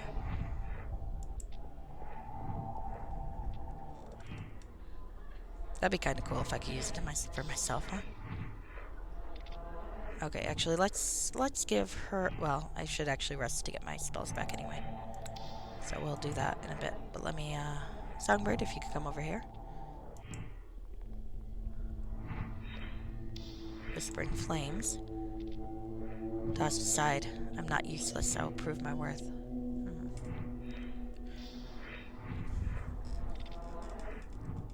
That's Lori, I bet.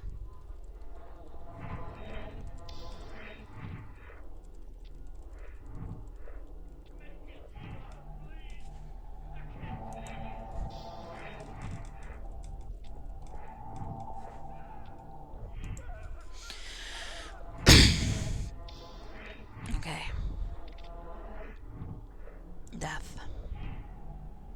dishonor. I accept the dishonor. I must never know.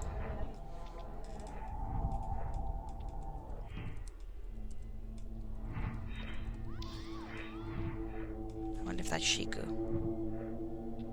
Well, I know where I left her, so I can go find her. Whispering words. That's Lenore.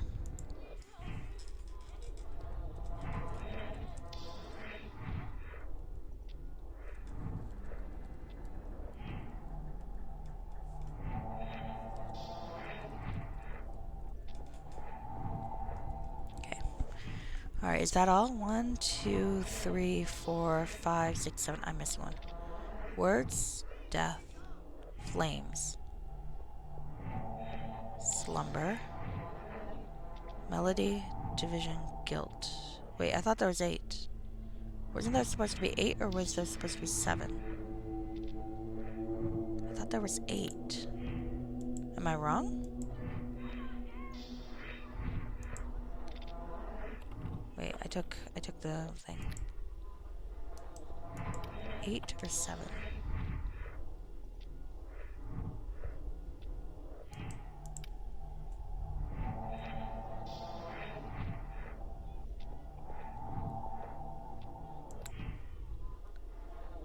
Mortis himself, maybe?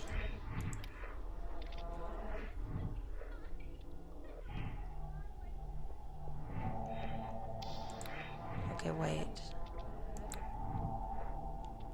Okay. Ah, stop that.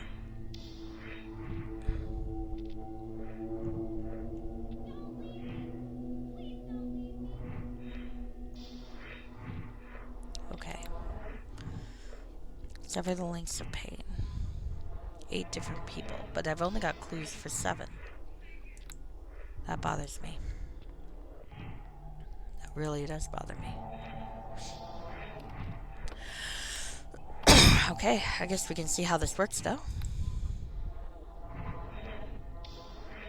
Do I want to try Songbird first? She is right here.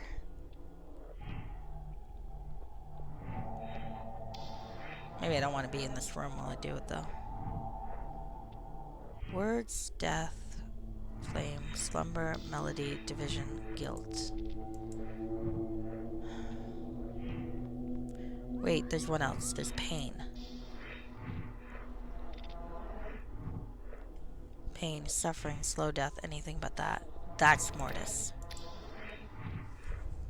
But can he link himself?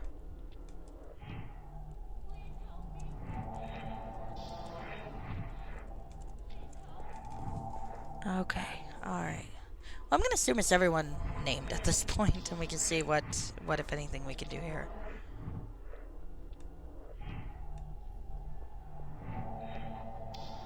Alright.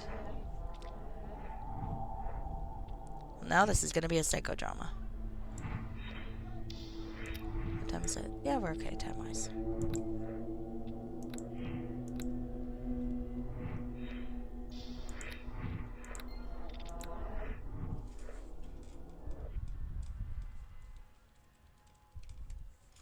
Alright, well, since I'm here with her, I think I should do her first, but I don't want to do it in his room. I feel like that's not the best place for it. Let's go back to the agent quarters. Okay. This is probably about as safe as we're gonna get, so let's go in here. I'm wondering if he's one too. Okay. So let's give this a try.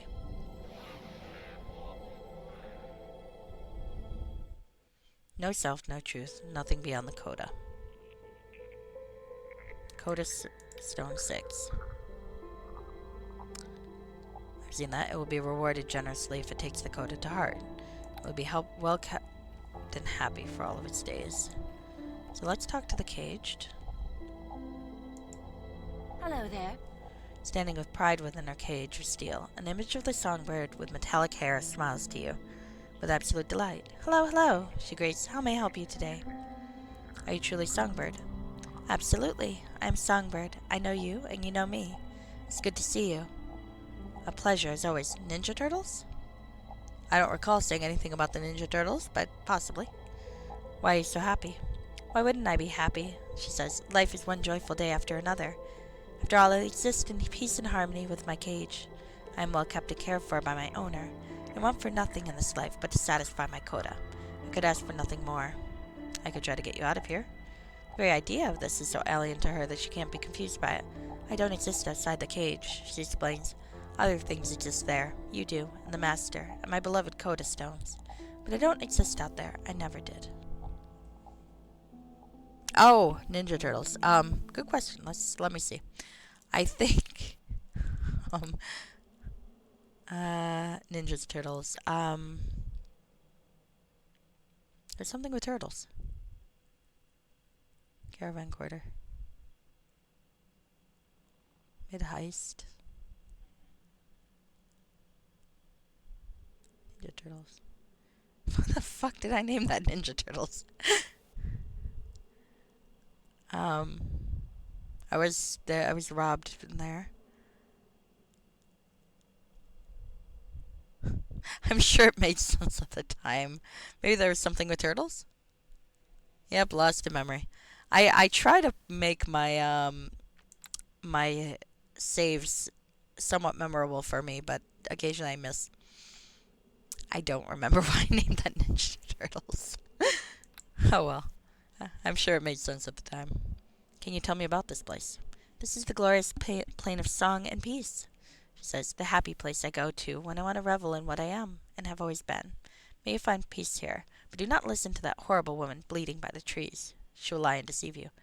Ah, that might be the true self we need. But let's talk to everybody first. I don't want to do something too quick and hurt this poor thing. And there's the observation post. What's in the observation post? Let's see. He mentioned notes. Oops, I gotta be on the other side of the door.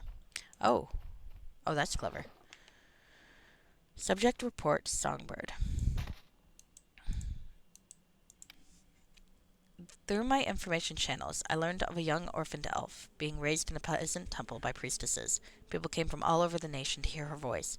It is said that she was unusually gifted in song, and that to hear her sing was to hear the voice of the angels. Oh, hello, baby. Okay, actually, I'm gonna need to pause for a bit and see about getting my cat her medication. So, one sec. Oh.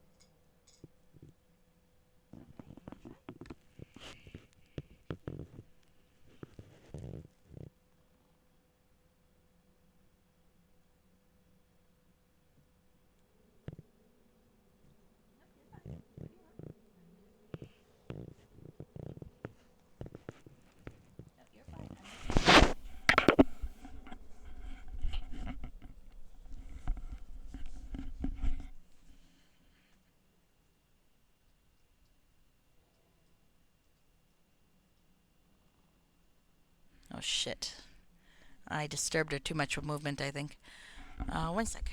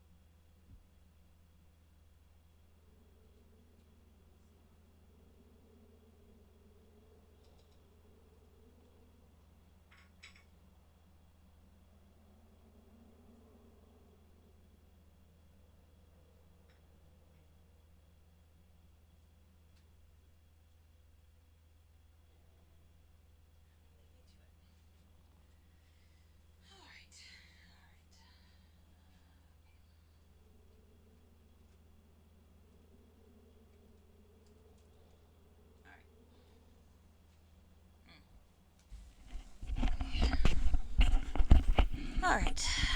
Well, I might have moved too quickly and startled her away from it, but I think we're okay. Alright, anyway. Sorry, back. Alright. Okay. Something that beautiful and fragile was, of course, perfect for my project. I dispatched my recently acquired head agent, oh shit, who murdered her adoptive mother and brought the child to me. That was probably me. I immediately began a series of training rituals that would bind the young girl, who I renamed Songbird, to 6 rules of strict discipline, her coda. I didn't seek to become her master or establish any sort of emotional bond.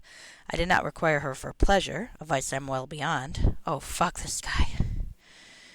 It was more important that she become a slave to the rules themselves, which I had taken several nights crafting. For this reason, I could not let my recent apprentice Lori get her hands on my project. Lori would no doubt abuse her pointlessly, when the very point of the abuse I subject her to is the important part.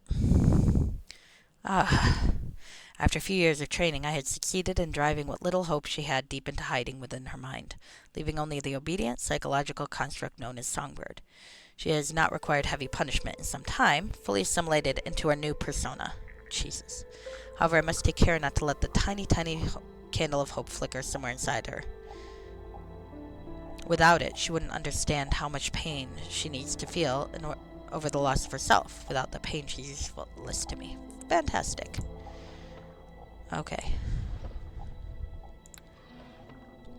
Go to Stone 1 and the mute. There's the other one.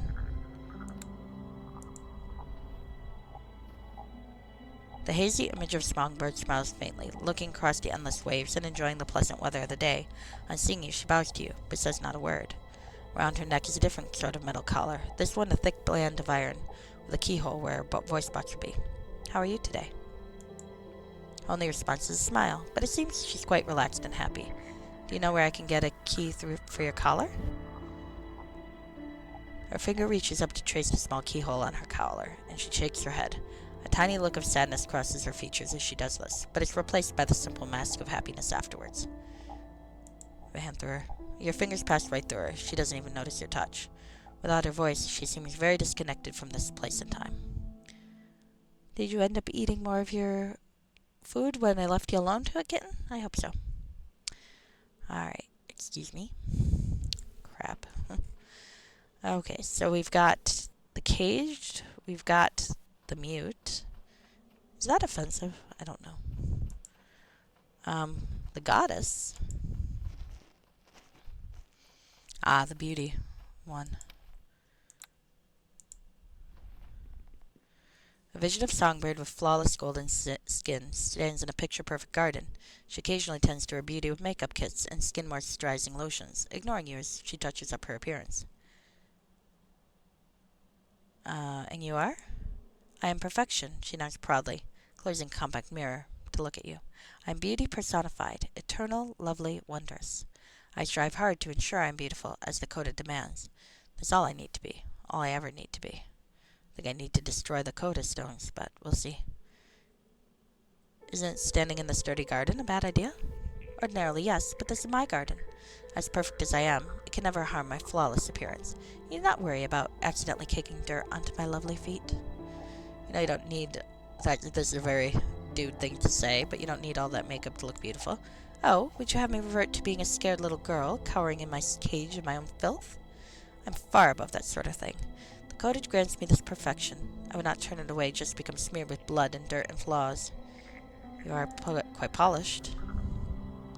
Nothing glitters like gold, running a hand through her flawless arm, but is not metal, simply very, very well kept. Would you like to touch me? It would be the finest skin you ever touched, but I'd rather you didn't. As you like. I'm not going to touch her against her will. Excuse me. So I have to find the original, I guess. Or the true one. The object. Jesus. Alright. Lovely and talented pet. Let's talk to the object. A statue of Songbird, chiseled out of perfect marble, stands here. The attention to detail is quite impressive, and be a fine addition to any museum-quality collection of sculpture. Being a non-living object, it doesn't react to you as you approach. Can you hear me? If the statue can hear you, it's certainly not showing you it. The empty, chiseled eyes stare blinking ahead. You're not an object, you're a person. You can tell if you're reaching her, or if there's anything to reach. Excuse me. Yeah, I'm not going to be a dick. Which feels kind of out of character for him, but I think Sebastian's been through a lot recently. The priestess. Hello. Excuse me. That, I think I'm going to want to talk to her next, but first, let's finish. It knows that it will suffer suffocating pain if it strays from this coda. It can be disposed of if it becomes flawed. Here's the flawed. As you approach this wounded, frail-looking image of Songbird, a negative energy aura feeds into her body. She twitches and cries out. Please, please no more. I don't want this. Okay. Who's doing this to you? Nobody's here. It's doing this. The coda, she explains, trying to hide her skin burns and other unsightly wounds from you. Because I disobey. I always disobey. I don't want to do these things. I want to go home. Oh, poor thing. She quickly covers her face, waiting for the onslaught, which thankfully doesn't come. So you don't want to. That's not like the others here. She lowers her voice in case the coda notices her disobedience. I can't obey it. That's not what I am. I'm an example of what happens to girls who are bad and won't obey. It's never going to end. It's just going to hurt and hurt. Poor thing. The energy strikes her again, burning her skin on contact as she screams. After it passes, she wobbles on her feet, close to passing out, but unable to do so. Please help. Can I help protect you? I don't know. I don't know how to stop it. I'm too weak. It'll happen whether I want it or not. If I had some sort of shield or armor or something, but all I have are these rags. Okay, I'll try to heal you. Don't do that. It'll just hit me harder. You can't stop it. I'll be back. Okay. So, I need to get enough information before I fuck around with her head. That's the thing. And that's the coda.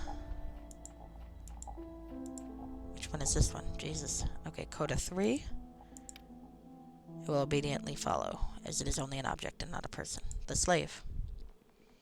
A pale image of Songbird stands here, completely draped in chains, as cold and gray as she is. Her hair hangs lifelessly, obscuring empty eyes that turn to look at you without looking at you. What do you wish me to do now? She asks in a flat tone. Hey, kitten. What do you want?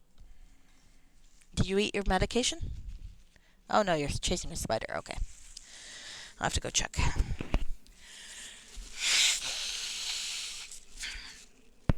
Okay.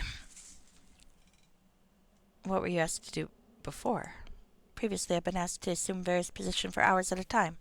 I've also been ordered to sing for hours at a time, and when my voice gave out, I would be punished.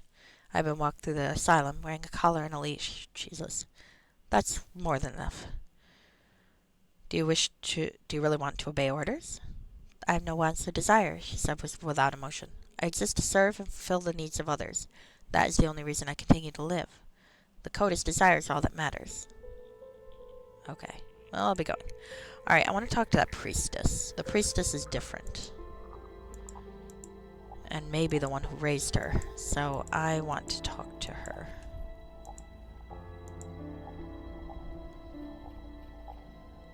And then maybe I can use the pain stick thing to heal the one in the tree. Because I feel like that's the one that's real. Unless it's the priestess. Now let's save. Okay, priestess. Hello.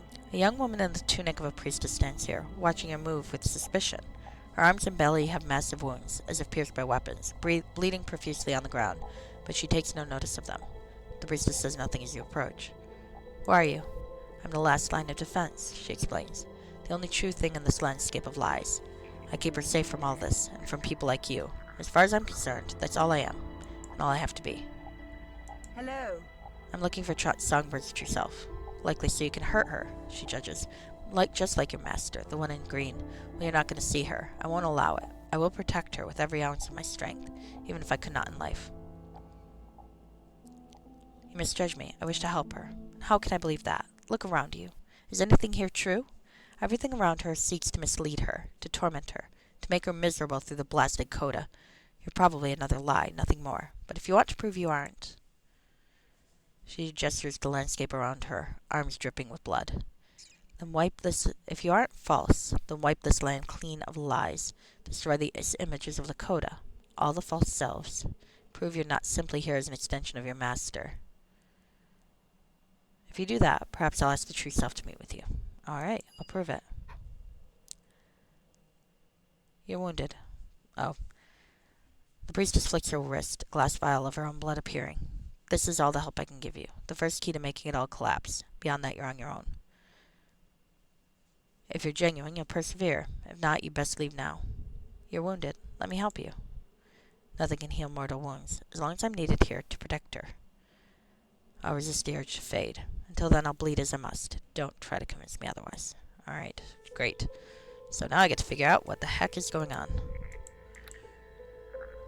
Okay.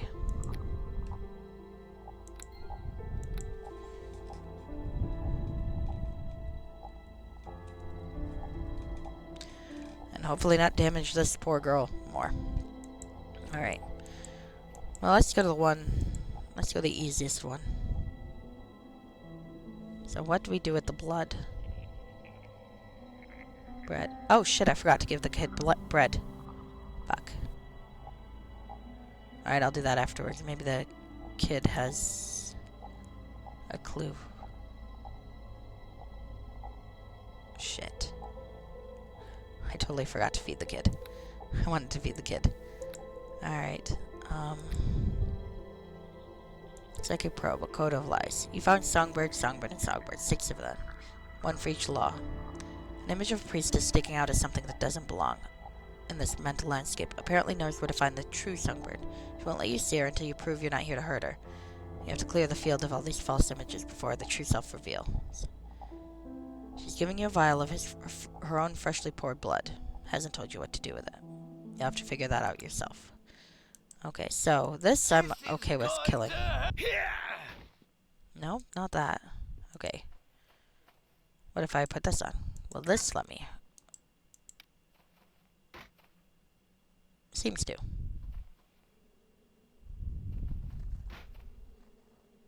One damage.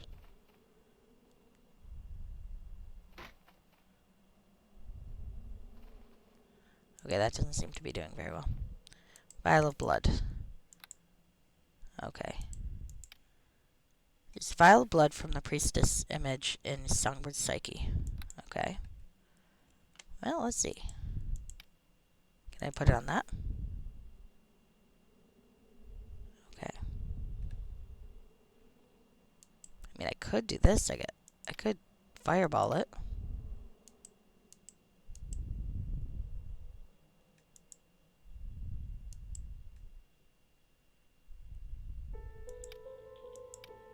Give it a try.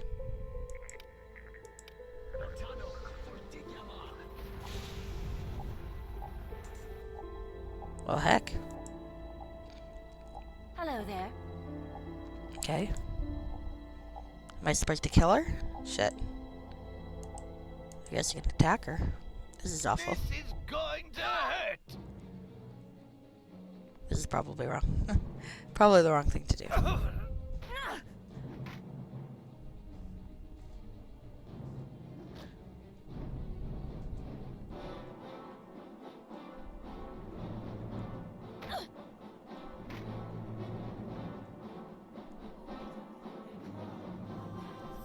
Absolutely the wrong thing to do.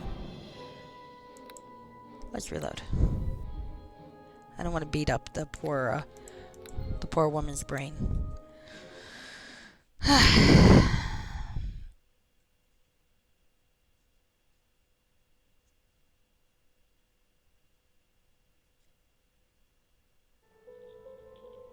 Okay, so I have the blood.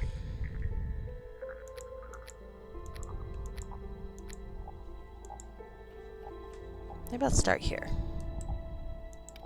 The statue is the easiest one to destroy without guilt, I think. It's a statue. Oh, yeah.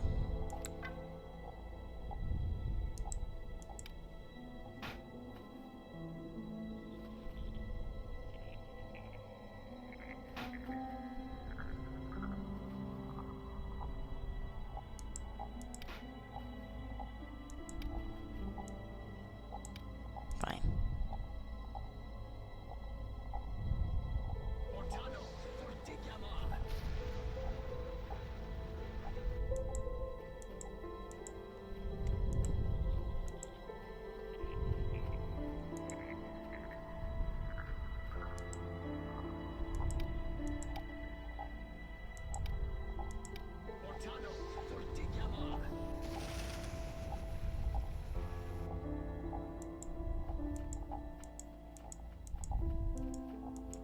Two.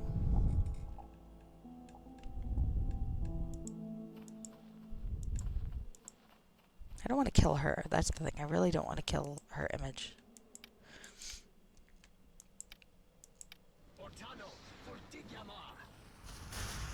Okay.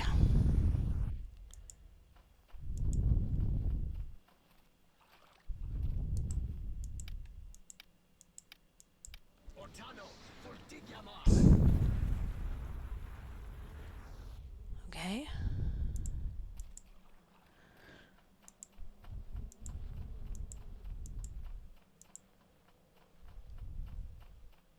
Can I kill it with a magic missile?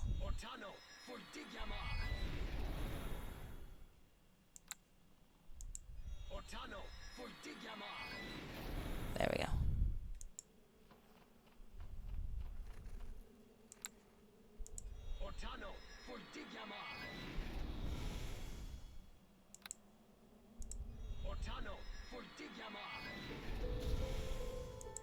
Okay.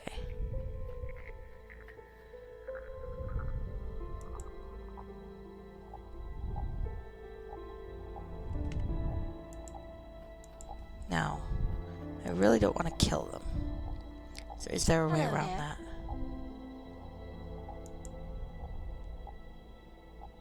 You're not in the cage anymore, technically. I broke it.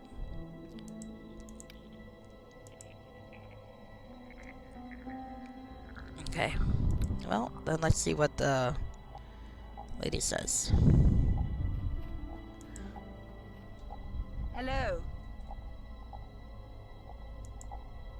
Alright. Aren't you far from your temple? Don't remind me. Simple as it was home. We weren't rich by any means, but our choir's voices could lift even the dreariest spirits to the heavens. All that beauty, destroyed in one night of blood and horror, and I won't let the surviving glory of this place fall to your hands.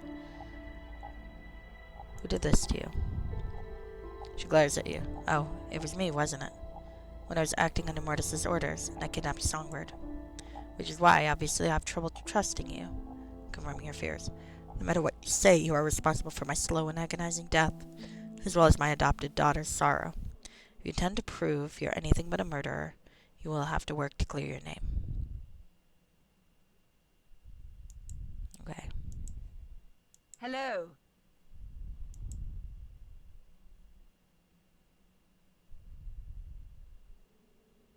Shit. Okay. Alright.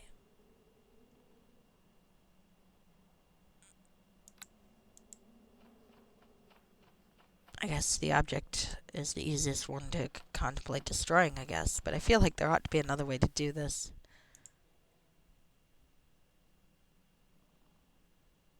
Yes, but is it art? Good question. Did it just respond to me? That's hilarious. Alright.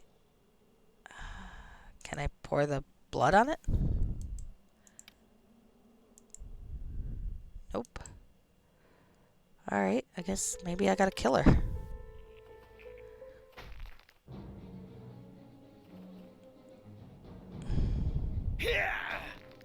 This is probably the wrong thing to do.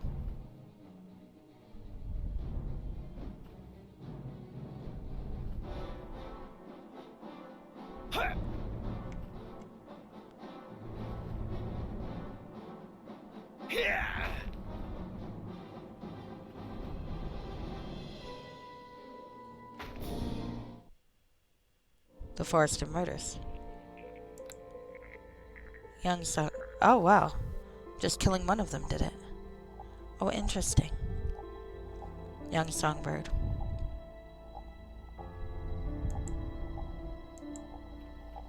You're just like he is. You won't. You only want to hurt me. I won't let you. I won't. Okay. That's fair.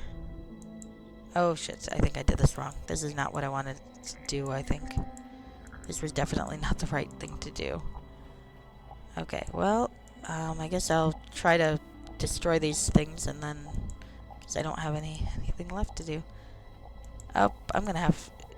they're gonna make me murder her. Yeah, I don't want to do this. Murdering her was clearly the wrong thing to do. To dust we return. Alright, hey, what happens if I respawn? Ah. Okay. That's annoying. Okay. So, definitely I don't want to murder her. That was not the thing to do.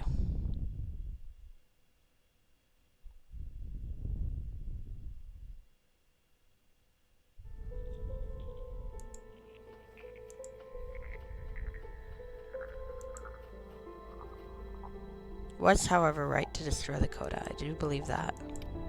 Here.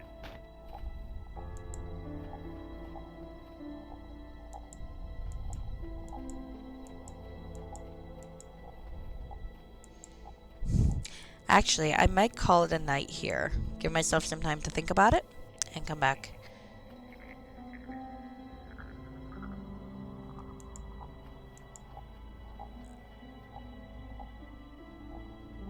Oh, I would like to solve one, though.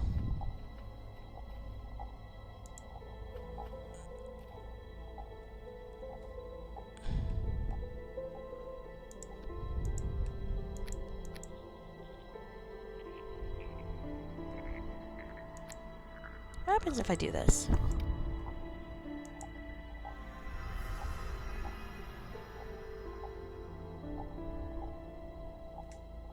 Nah, it doesn't really work, does it?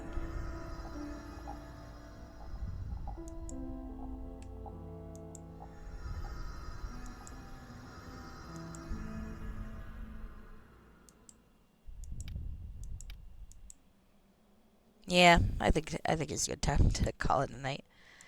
I don't really know what I'm going to do there. Okay. Alright, I'm going to think about it. Good thing to mull over, huh? Especially since I've got 8 of them to do. And I gotta remember to feed that kid. Oh, maybe the kid will have a clue for me, huh? Alright. Really? Fucking Discord. Alright. So, I need to figure out where I'm gonna raid. Looks like Emmy's off, but Effector is still doing Final Fantasy XIV, maybe? Nope, it looks like they're off too. Rocket Sana is playing Final Fantasy VII. I always kind of raid the same people because I don't know very many people who are on at night.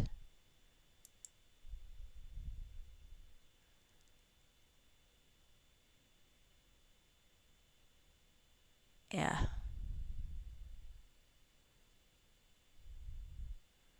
Yeah, let's do Effector change again. He's, after all, the host of the Frog Pond Academy tomorrow. So, that'll be fun. Alright, good night. Wish me luck figuring out what the hell I'm supposed to do with the songbird tomorrow. Well, not tomorrow. It'll be Thursday or Friday. Probably Friday. All right. Bye bye.